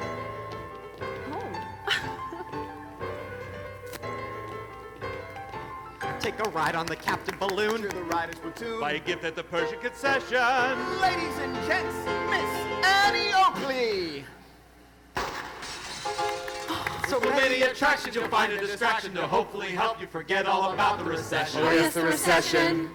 We're doing our best to forget. Although the nation is facing a panic. Again! The dollar's not what it was. What a sin. The ranks at the banks have gone manic. Forget it. The midways are blazing above. Where to begin? Tomorrow you might get your notice. No! Tonight you might find a romance. Stealing kisses you reel on the vertical Now wheel. we're off to see little Miss Egypt doing Her famously infamous dance. Nanny! Will you look again? You can even this place is a playground for wickedness. And I wouldn't want it any other way. Visit the city in white. Stay and play for the night. As Mr. Tesla's electric lightning turns the night to brightest day.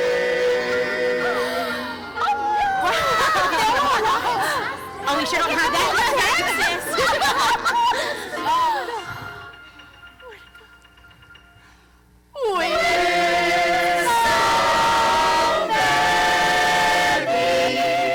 Modern marvels out there to explore. Savor a taste and taste some more. Never been such a sight before. Join the fair and dare to dream.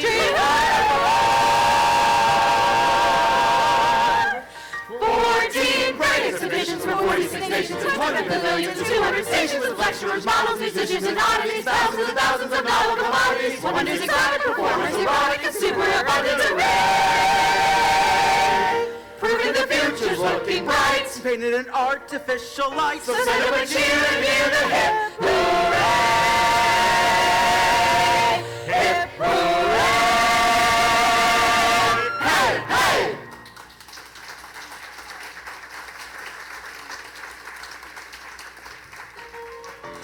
Oh, Mandy, I can't believe we're here. I know, there's so some. I want to go and see the garden. I want to do that.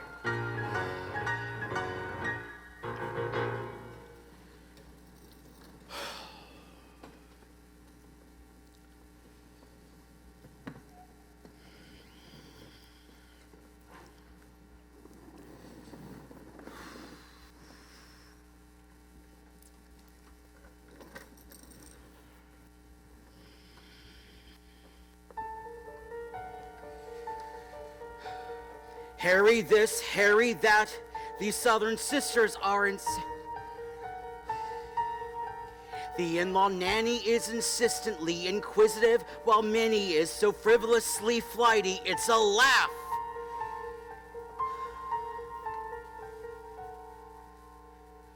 And yet, there's still the matter of the legacy to settle. A spread in Texas they've inherited, just waiting for the take. With a chance to make a profit and a tidy bundle off it. There's a lot of loose legalities at stake. But first, a few formalities to fake. Brother Harry, I've been thinking and we need to talk.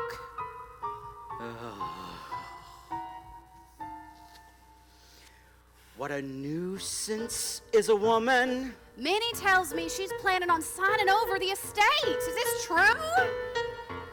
Does she not understand the word no? You're already legally tied, what with the wedding and all. Does she really have to sign everything over as well? Why must everyone's business become her own business? I know it's not my place to say anything, and the good Lord knows how good you've been to us both. Is she simply too stubborn or slow? But it's everything she has in the world! You understand, don't you? Harry? Of course, Nanny. Are those the papers? Can I see them? Certainly, my dear. Oh my, this is the wrong set. I must have left the others in the vault. Nanny, would you be a dear and fetch them out, please? Yes, Brother Harry.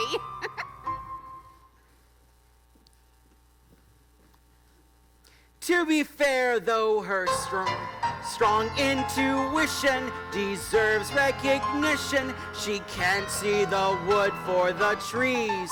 Harry, I don't see them anywhere. You're almost there, dear. Keep looking. What, Harry? Harry!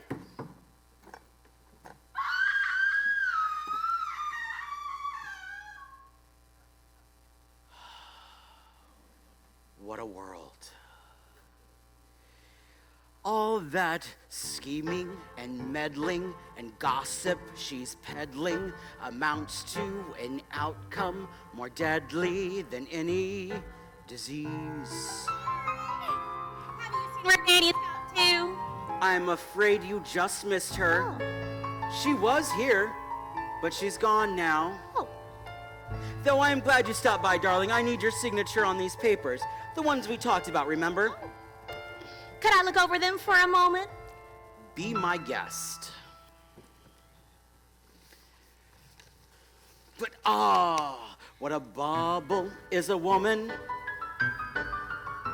A pretty plaything bedecked in lavender and lace. What an ornament she is. So many fond memories. Watch her flit about like a chit about the place. Poor uncle. He left me the prettiest piece of land. Yet alas, there is nothing profounder to surround her aside from her checkbook and old family claims. I miss Texas, Harry. Any wonder why I wedded her, bedded her, and promptly indebted her to take my, well, one of my names? Do you suppose you could go back there someday? It is your home now, Minnie. Your property, after all. Our property now, Harry. You're right. Our property. Oh, what's this? A present, Minnie, for you. A token to remember this moment.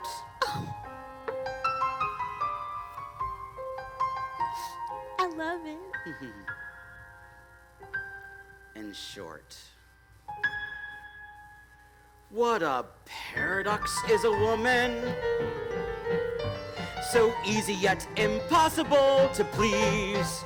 For just an hour in her paradise, she first strings us up and bring us to our knees. How we men truckle and coo for them. What we do for them, and oh, what they do in return. Oh, Harry. Yes. For mere trinkets and diamonds, they give up their hymens. You think that someday they might learn.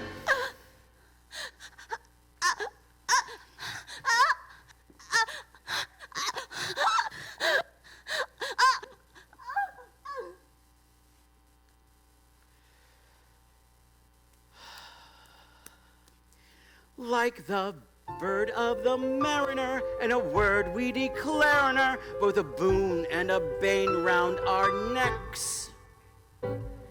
Pitifully dependable, easily expendable, so it goes with the fairer, if increasingly rare. Sex.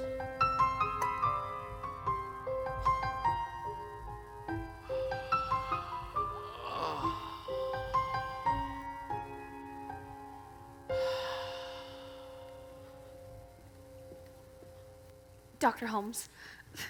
Oh, You asked to see me. Yes, Mrs. Peitzel. Yes, I suddenly seem to myself in possession of a small collection of women's clothing. My cousin, Miss Minnie Williams, finds she has no longer need for such things. I thought that maybe you could put some use to them.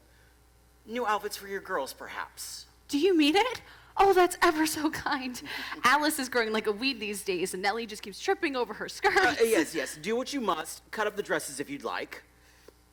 And you're sure your cousin Minnie won't mind? Oh, absolutely certain. Oh. Dr. Holmes? Yes? Well, it's just, Ben thinks the world of you. He does. And the children and I, we're just so grateful for all that you've provided. You have such a way with him, Dr. Holmes, you really do. If something should ever happen to us, God forbid, you're one of the few in this world I know I could trust them with. I know my angels would be safe in your hands. How most gratifying to know. Well, that's all I wanted to say. Would you like to see the clothes now? Yes, please. Come with me.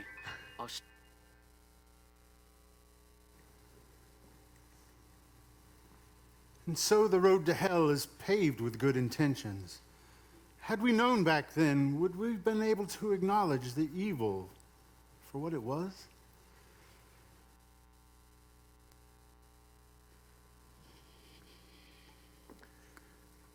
Mail, Henry.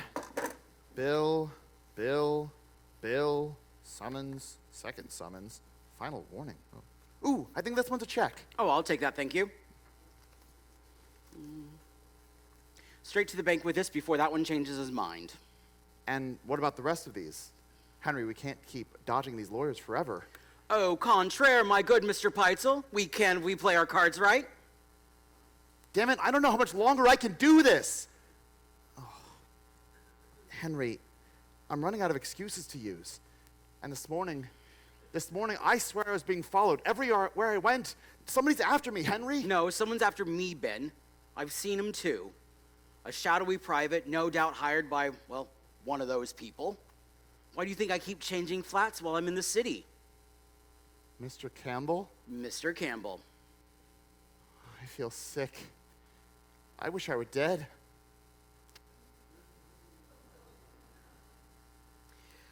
Funny you should say that. I believe I've found a way to put an end to all of our financial frustrations. Here, sign this for me. This is a life insurance policy. On me. Precisely. I'm about to make you a very rich man. How? You're going to die, Benjamin. What do you mean I'm going to die?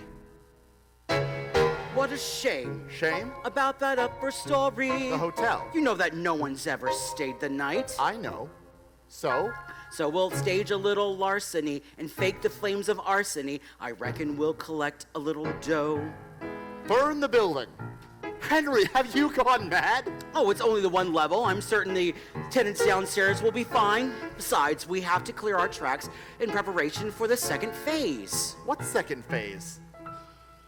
You see, the Williams left a legacy in Texas, and now my name's as heir to their estate.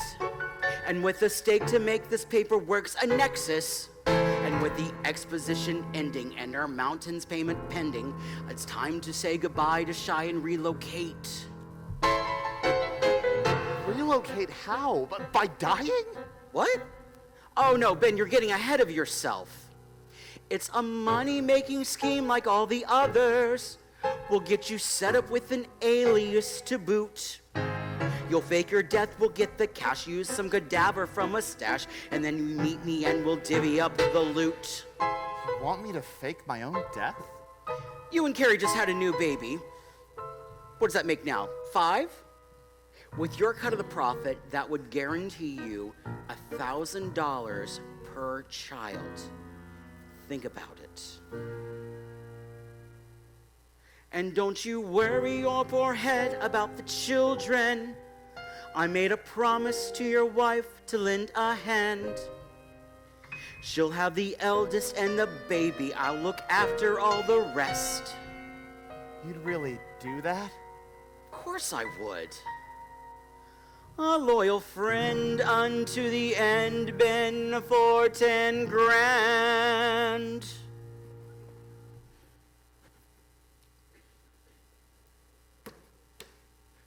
Let's do it. At last, a plan has to act upon. At last, it's time to skip town. Simple yet lucrative swindle. And no one the worse, you can count on me. Don't let me down. For my family, at last, a nest egg to nestle on. At last, the die has been cast. To move freely, it's best you go east, I'll go west, and we'll meet up again when it's past. Deal. Goodbye, Henry, and thank you for everything.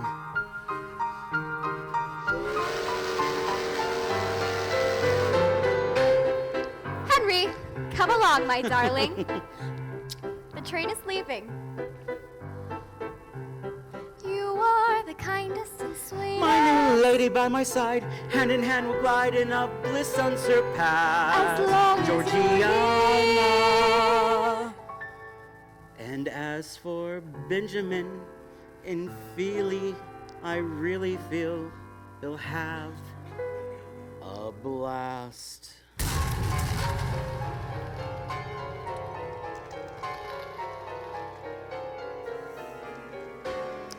Dead.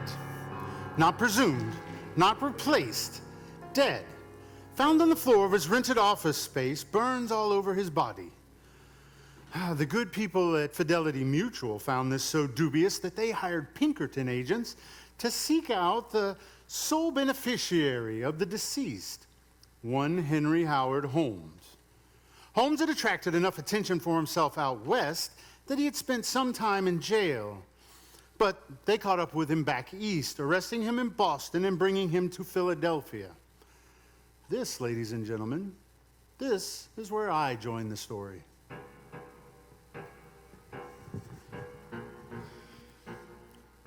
If you're the press, I have nothing to say to you people. I'm not a reporter, Holmes. Then who are you? Detective Franklin Geyer, Philadelphia Police Department. You must be very proud. Well, Detective, welcome to my humble abode, temporary as it may be. I'd offer you a seat, but I must say, if this is any example of your local hospitality, it leaves much to be desired. And if it's a statement you're after, I provided several to your good friend, the district attorney. So what's your business then? Be quick about it and don't waste my time. We're looking into the conditions sounding around the death of your late business partner, one Benjamin Peitzel. Poor Ben. Such a pity. Yes, well, we no longer believe his death to be an accident as proposed or a suicide as you suggested. Really? Well, that is disturbing. So where lies your theory now? The doctors found chloroform, liquid pooling in his lungs and stomach, and put there forcefully. Murder. What have you got to say to that? Well, what is there to say, Detective? I came to the city to identify the body, then ensure his wife and children's security. Yet nearly 3/4 of the $10,000 never made it to the widow. Instead, it went to his power of attorney. That would be you, Holmes. Ben had debts to me. His wife was fully aware of the situation. Ask her if you'd like. Your name never appeared on the official registry till days after his death. And his eldest daughter stated that he thought that you and he had been up to something for some time. And your cellmate back in Missouri sent us word of the same. You'd believe the testimony of a train robber. This from a loan defrauder who tried to jump bail and skip town. Are we not all human, Detective? Thus subject to error? I know that you were involved, Holmes. How much is yet to be determined. But I am known for my resilience, and I shall not rest until the truth is uncovered. I'll be here, Mr. Geyer, waiting. You'll see I'm innocent. Surely the law still works that way, yes? Innocent until proven guilty? One more thing. Of course. The 3 middle Peitzel children, the ones left in your care these past few months. Yes, what of them? Where are they? Whose care are they in now that you are in here? Last, I'd given the children over to the care of my cousin, Miss Minnie Williams. They went abroad, I believe. Europe. Yes, Germany, England. We lost contact shortly after they departed. Perhaps you'll be able to track them down. Now, if you'll be so kind and allow me to rest a while. Good luck, Detective.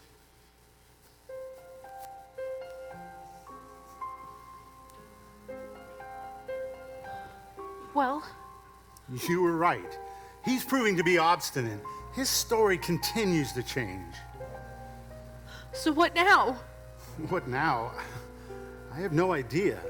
It won't be easy, but I refuse to let it rest. Am I free to go? Yes. The district attorney sends his apologies. We had to be certain that you weren't a flight risk or an accomplice.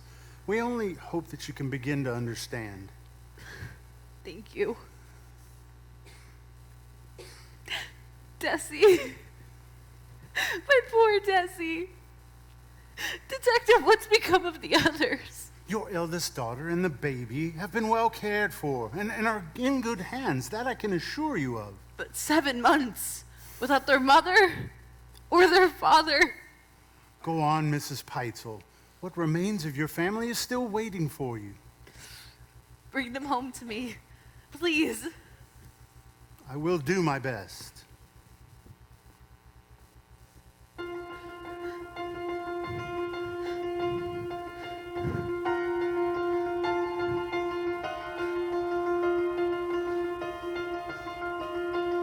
Someone pinch me, wake me up, and tell me that it's all a dream.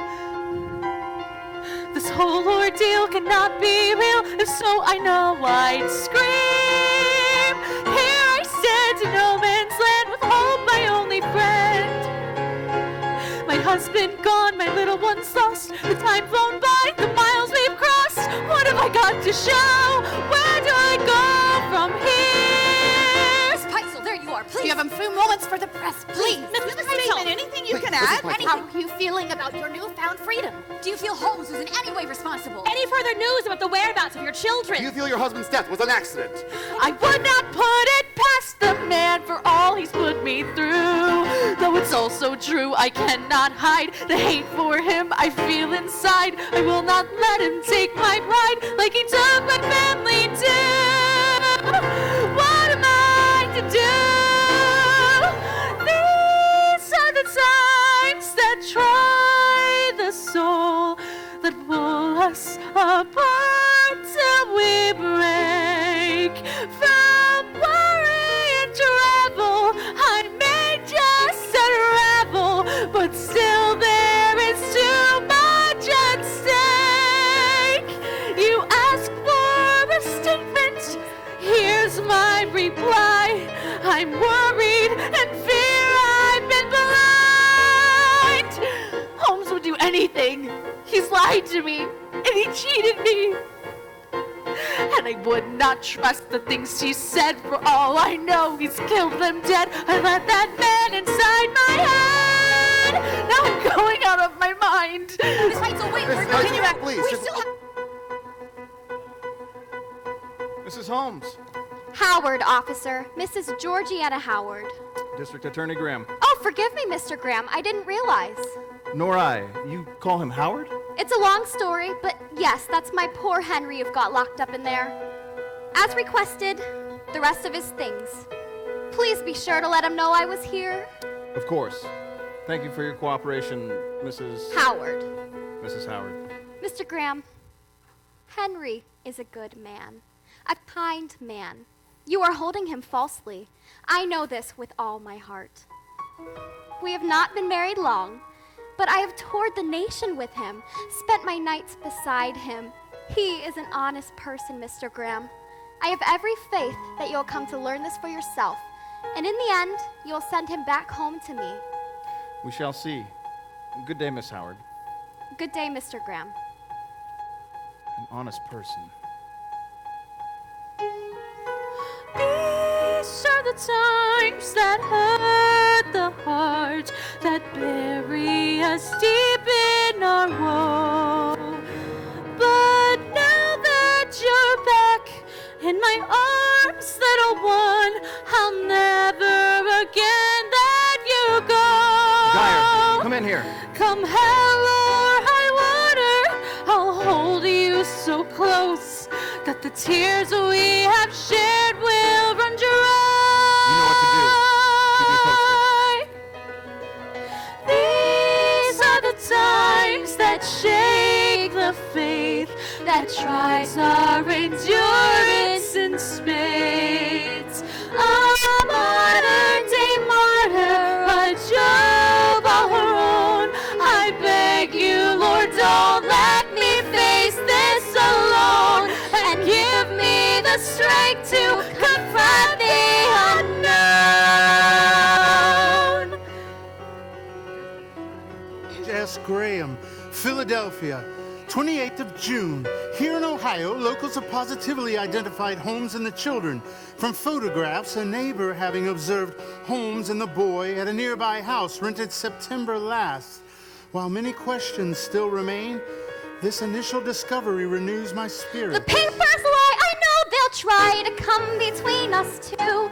But he took my heart and gave me life. I took his name, became his wife. That's why I deny the strife that others put me through. What would they have me do? Mrs. Howard. Oh, Mr. Graham, you wish to see me? Is something wrong? Is Henry all right? He's well. Quite well, in fact. Then whatever could be the matter? Mrs. Howard, your husband is already married. Twice over. That's impossible. We've made contact with both of them. One was a childhood sweetheart from home, and the other more recent. No. He has children with both of them. The one in New Hampshire, a 15-year-old boy, and the one in Chicago, a girl, now 6. No. He mentioned a family from a long time ago, before his train accident. Amnesia. Surely you cannot fault a man for amnesia. Mrs. Howard, it's sure to me that one of you isn't thinking clearly. You say you've been together for this past year, and in all that time he never told you his legal last name's Mudgett? I'm his only legal wife. Do you hear me? I'm his wife, not them. Do you all suppose it also a mistake that he failed to mention it's against the law for a wife to testify against her husband in the state of Pennsylvania? That is, if she is his wife. Good day, Mrs. Howard.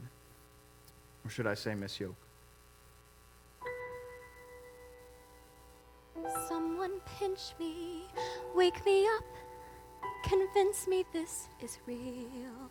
These are the times that try the soul, and now I don't know how I'm supposed to feel. Another witness. The owner here in Indiana remembers their first visit quite well, recounting 2 heartbroken and homesick girls and the boy Howard who was acting poorly. Still, I remain bolstered in the knowledge that the children were well treated. I yet hope to find them safe and sound. My dearest Georgiana, pay no heed to what you've heard. My love is all for you. I must confess, your great distress upsets me through and through. Paternity I can't deny, but that was then, and you and I are here and so I ask why you trouble yourself so. All you need to know is that these are the times that will test our love, and now I'm relying on yours. Darling Henry.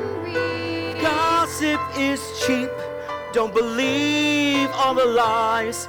I beg you, love, try seeing things through my eyes. And with you beside me, the world will grow wise and swing open wide prison doors. And what's more, without you, dearest one, life itself would be worse than death. Oh, my Henry. So until we may next meet again, I remain yours and yours alone. Yours alone.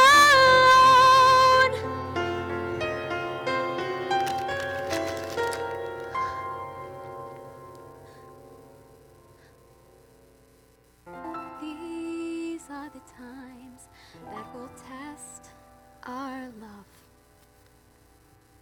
And now he's depending on me. Optimism has begun to fade here in Detroit. In a short recovered letter written in the girl Alice's hand, she states that young Howard is no longer with us.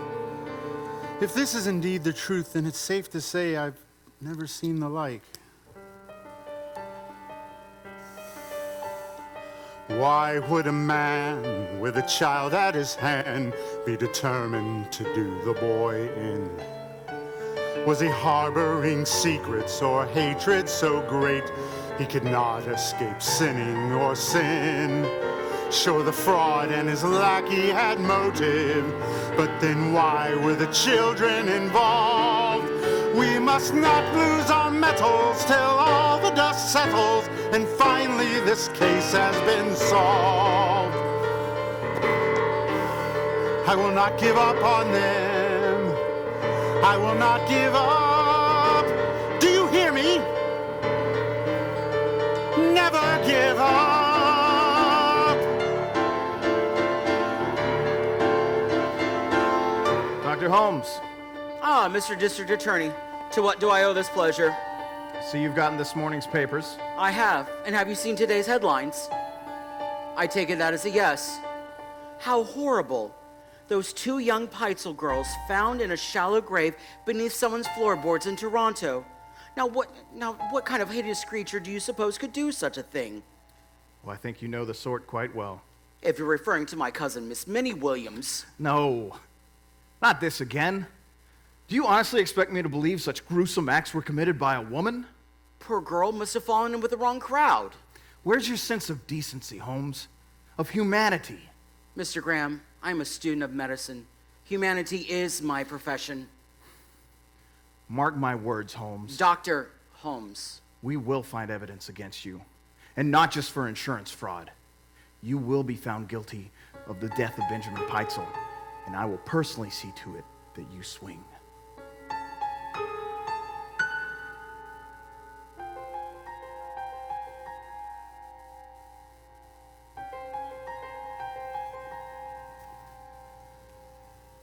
These are the times that hurt the hearts, that compel us to lose our light. My Alice and Nellie are buried and gone. My Howard is missing. God, let him live on. And then I could kill you for what you have done. But wishes don't set a thing right. Still, I wish you were with me tonight.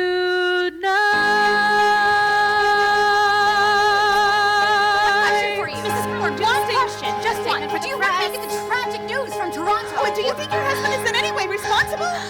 Is it true you were traveling with his children this past How are year? you handling the rumors of your husband's bigamy? Any news, please, we ask. A statement?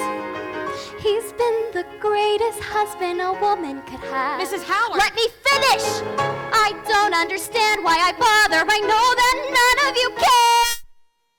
And yes, we travel together, but what of all that? The children. The children, I never even knew that they were there. And that's the truth.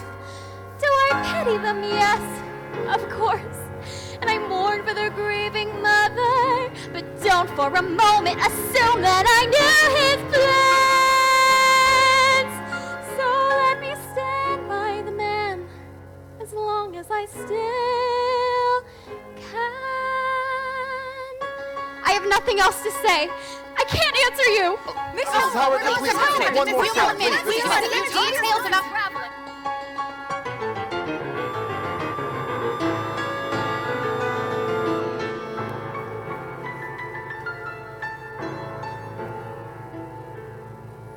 A veritable murder factory has been discovered in the house built by H.H. Holmes. Police have found secret rooms without light or air. And a steel-bound room built into the wall, Lined with asbestos, where the wildest shrieks could be deadened. In the cellar, 2 large vaults of quicklime were found beneath the floor. One containing human remains and the remnants of a woman's jewelry. Believed to be that of Miss Minnie Williams, last seen in the house. The discovery of a crematory in the cellar where human bodies could be incinerated. Where police think his victims were laid out upon the dissecting table. Which bears evidence of blood and indentures from surgical instruments. Discoveries of tufts of hair. Blood-stained linen. And hastily concealed pieces of clothing. Led to the belief that many victims will yet be added to his list. Holmes has taken rank as the first criminal of the century. My God.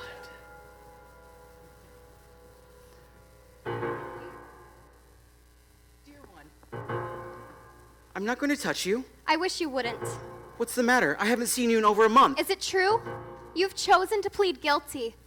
It was a deal. It would mean less time in the event that I... Just like that! Without a fight! I don't understand you, Henry. I thought I did, but everything I read, all the reporters, this endless string of new confessions, I don't know you at all, do I? Why, Henry? Ever since I can remember, I've been scrounging and surviving. Mudgett. Your name is Mudgett, and you're already married, twice over, to some girl you met back home and to that other woman in Chicago. Do not let my hated history define me. Hate it? Like your son and your daughter? Or did you think you could write them off as well? Keep them safely tucked away like how you kept those poor Peitzel children a secret from me? God, how the hell did you get like this? Father often raged and beat us in his fierce intoxication. Your father is a postman in New Hampshire and a thoroughly respectable man from what I hear. While Mother had her Bible. Yes, and she thinks you're insane! Henry, not criminal. Insane. What? It's all over the papers. Your parents, your real parents, are alive and well and worried about you. Those creatures out of Dickens, that terrible past you rail on and on about, it doesn't exist. It never did. Georgie, let me explain. No, we're done. I want a divorce. You are the most important thing in my life. And you are a liar! I will tear off your mask and expose you for what you are. A cheat and a con and, yes, I'll say it, a murderer. Guard! Dear one, please. I am not your dear one. My name is Georgiana Yoke, and you can choke on it, for all I care. Georgie, wait. Don't go away yet. I want to speak with you! The truth has come home here to Indianapolis. Locals claim that Holmes had his surgical instruments sharpened here while he was in town. Not long after installing a large wood stove into another rented property. In the flue of the chimney, human teeth were found. Fragments of a small jawbone were discovered, along with a large charred mass of flesh, baked quite hard. Among the other various facts found buried there were some children's clothing, some personal items, and this.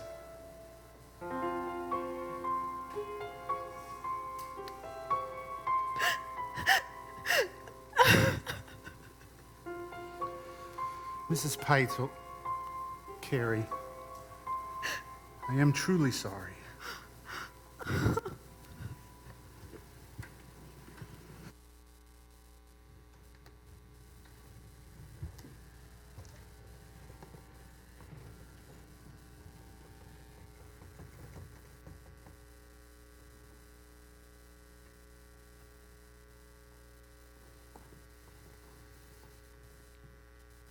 Order. There shall be order in the courtroom. Mr. Graham, you may proceed. Thank you, Your Honor. The prosecution would like to enter this tin box for consideration. It was recovered among the defendant's personal effects. Good. Ms. Peitzel, could you examine the contents of this box? We would be most curious to see your reaction.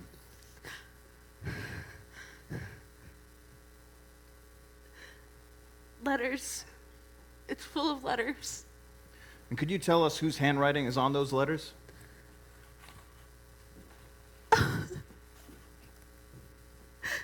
That looks like Alice's. That is Alice's. And that's Nellie's handwriting on the envelope. And have you seen or heard from Alice, Nellie, or Howard since this man took possession of them and took them away from you? I have not heard from them. And have you seen them since then? Your Honor, I object. The children have nothing to do with it. Overruled, Dr. Holmes. It is a part of the story. Sit down. Mr. Graham, you may continue. Miss Peitzel, I ask again, have you seen them since? I saw them together at the morgue, side by side. Your Honor, I fervently object. This trial has to do with the late Mr. Peitzel. My client has no possible motive. No motive? No motive to put the children out of the way? No motive to put a young girl out of the way that identified her father's remains? No motive to put the other children out of the way when they must have talked to one another? Mr. Graham, now you are being too hard. Apologies, Your Honor. The prosecution rests.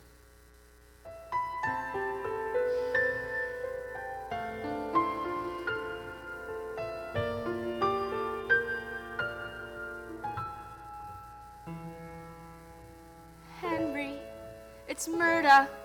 the mother of your daughter. Remember me. I'm still here, living in Chicago, looking after Lucy, wondering what happened.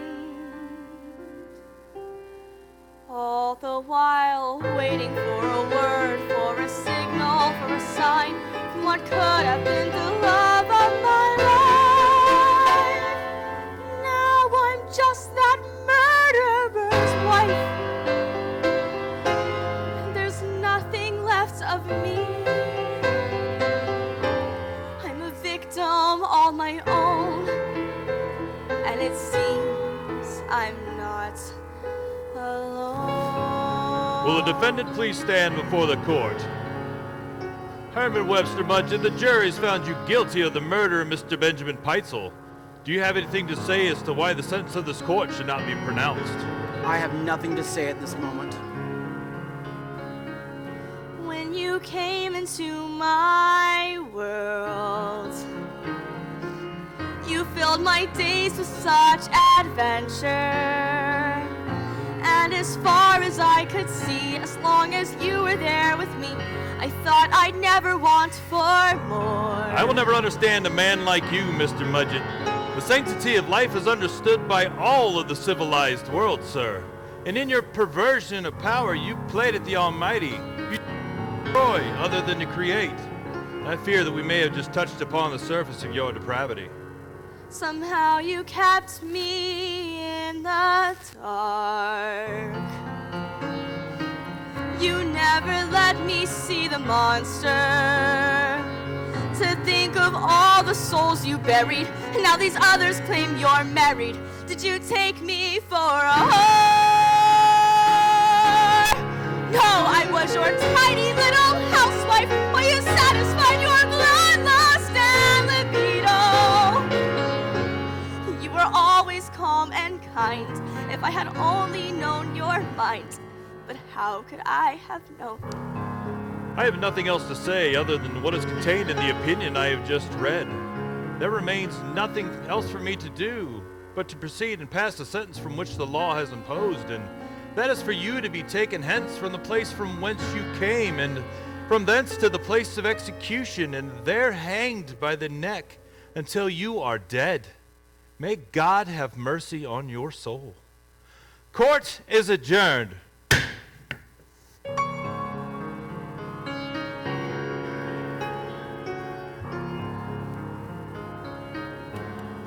When you first walked through my door, I thought at last my prayers were answered. I hoped that you would understand me, neither question nor command me, and you sold me on the lie. But now I've seen the things you write, and I can't believe the things I'm reading. You turned me into some old crone who couldn't take care of her own, then claimed you killed me on the sly.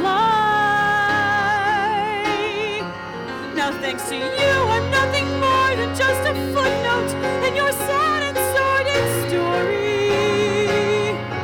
Once I thought you were my friend, I was a means unto an end. How could I have known? How could I have known? I gave you everything I had. I gave you everything I had. And still you took away the essence of everything I was. Once I trusted you. I needed you. I thought somehow that mattered. Then you tore apart my family. When I treated you like family, all I wanted was a family. And now I wish I'd never heard of you at all. You left me shattered, and the pieces of my soul will never quite feel whole again. There is nothing left to say. What can be said to ease the sorrow? While I'm sorry for my part, only time can heal the heart. I doubt I'll ever know that day. But till the day I die, I'll have to fight to fill the emptiness inside me. Our child will learn to love your name. I'll learn to hide the hurt and shame. I should have stopped you all the same. How could I have known? How could I have known? How could I have known?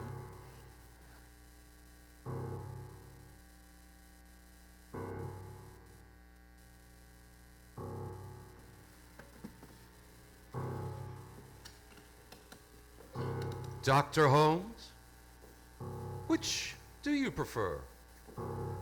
Mudgett, Holmes, William Randolph Hearst, owner, New York Journal. Ah, the West Coast man giving old Joe Pulitzer a run for his money. Do you know his paper had the audacity to call my memoirs tedious? Tedious! And they claim I can see ghosts. That's a mistake. I don't see ghosts. Can I call you Willie? You most certainly may not. Look, Mudgett, we both know how little time you have left. I want you to write me a new confession from my syndicate. A proper one this time. No more of your usual half-baked hogwash. Oh, yes. I've read your memoirs, too, and they are tedious. So, let's just skip the overture, shall we? I only want the truth. A complete confession, signed over exclusively to me. My readers have voracious appetites, especially when it comes to a topic so sensational as yourself. And to make it worth your while, I'm willing to offer up, say, $2,500 as an exchange. You must take me for an idiot. You stand to make at least 10 times off of And me. Why would money be of any concern to you? You'll never spend it. No, but I am forced to pay debts before my time, and a funeral to arrange, and wives, and children. Make it $7,500. 75. 5,000. 6. Final offer. Going once, going twice. All right. 6,000. And not a penny more. Good man. Then we have a deal. We have a deal. $6,000 for my fullest confession. Payment up front. Oh, no. Money after. After what? I'm the one that's here on borrowed time, Willie. Not you. Just start writing, Holmes. Do you hear me? And you had damn well better make sure that it is the truth this time. And nothing but. Oh, Willie. How would you even know what the truth looks like?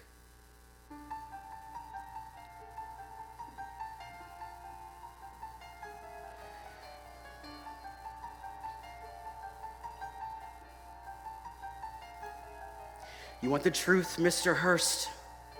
I doubt you know the truth if it bit you on the ass. What is the truth, Mr. Hearst? Is it who we are or what has merely come to pass? You see me as the others do, don't you? Another sideshow exhibition. Faded for politician. A thing to fuss about, discuss about, and damn. But what you don't see is the mind that's behind. A lurid, passive, complicated machinations.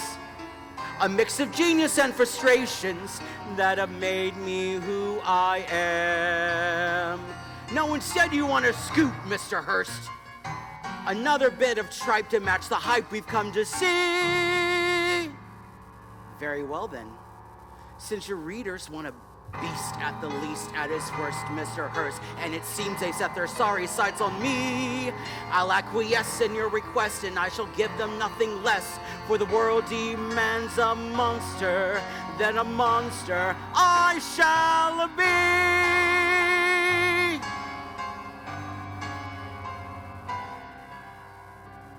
What makes a man determined to dance to a drumbeat perverse and profane? To exact his profanity out on humanity with no thought of pity or pain.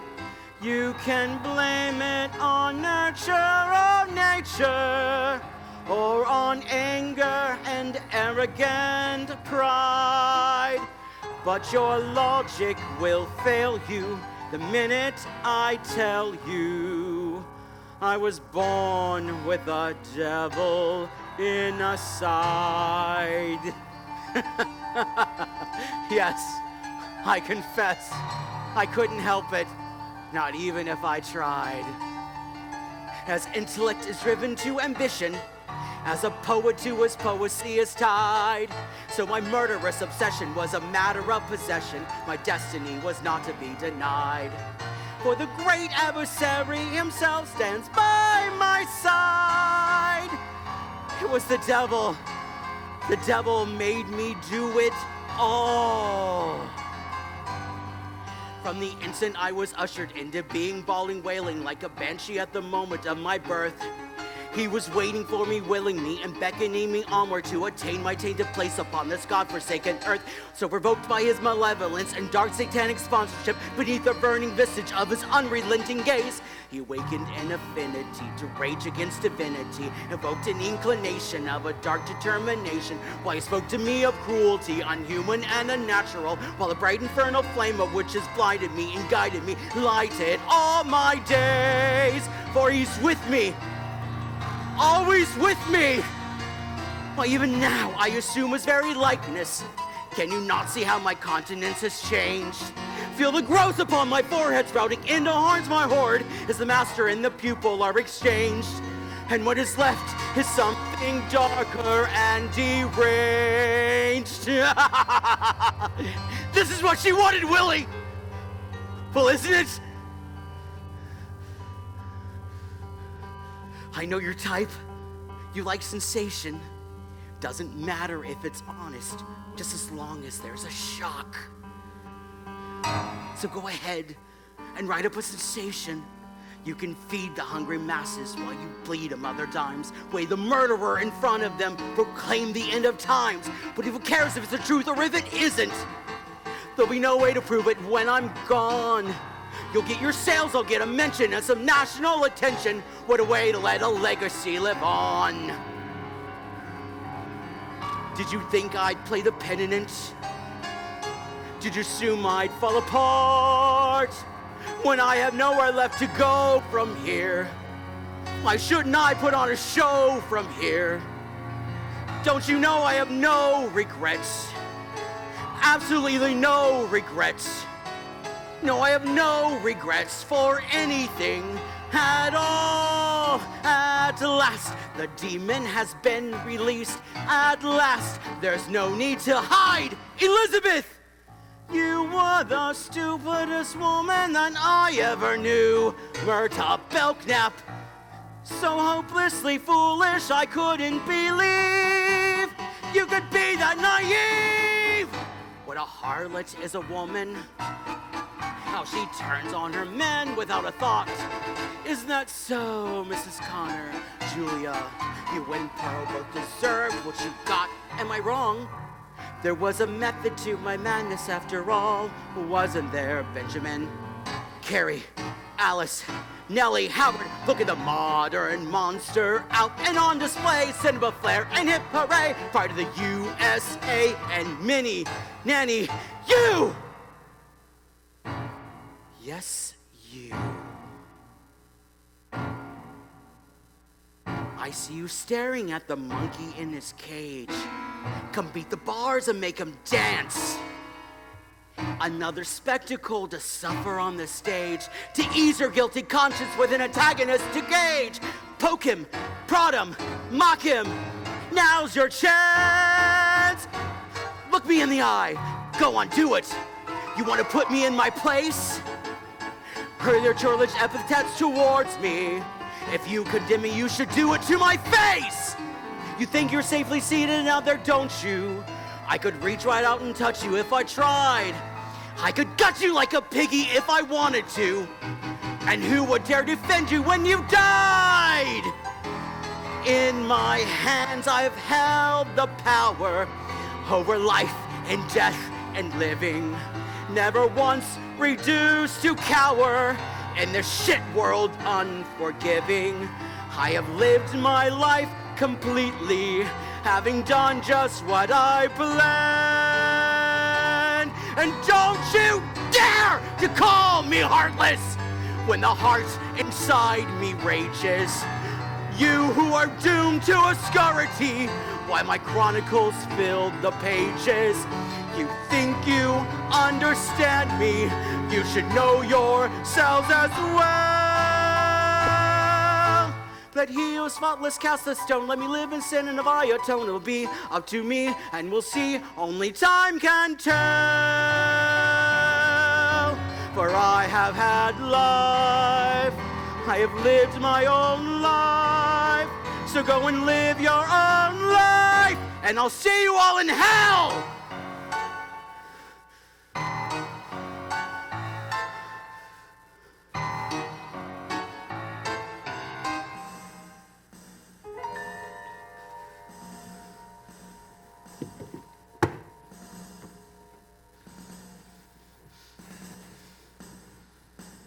Herman Webster Mudgett, having been convicted of the murder of Benjamin Peitzel, you are hereby sentenced to hang until dead on this day, the 7th of May, 1896. Have you any final words? I do. Gentlemen, I have very few words to say. In fact, I would make no remarks at all at this time, were it not by not speaking, I should acquiesce in my execution. I only wish to say that the extent of my wrongdoing in the taking of human life consists of contriving to killing of 2 women who have died at my hands as a result of criminal operations. I also wish to state, so there can be no chance of misunderstanding my words hereafter, that I am not guilty in taking the life of any of the Peitzel family, of their 3 children, or of their father, of whose death I am now to be hanged. That is all I have to say.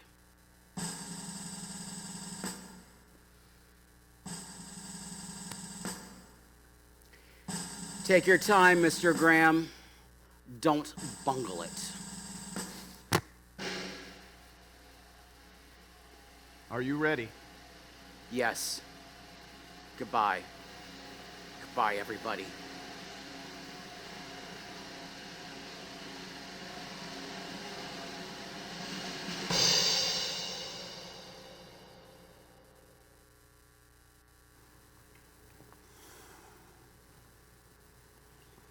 It was a clean break, but they left Holmes hanging there for an additional 15 minutes for all to observe before his death was officially pronounced. When at last they cut him down, they placed him in a pine box and shipped him off to the Cemetery of the Holy Cross, where, per his final instructions, his coffin was opened, filled with cement, lowered into the ground, and encased in more cement. There Holmes would lie protected for all eternity, free from grave robbers, in his final unmarked resting place. And that's the whole truth, and nothing more. There's no way to know for certain how many souls met their fate at the hands of this demon. Some would have us believe that it is as many as 200. It's hard to believe that as much as we know about Holmes, as much as we've come to learn about this complicated and bizarre man, that we may never fully comprehend the total truth. Perhaps we never will.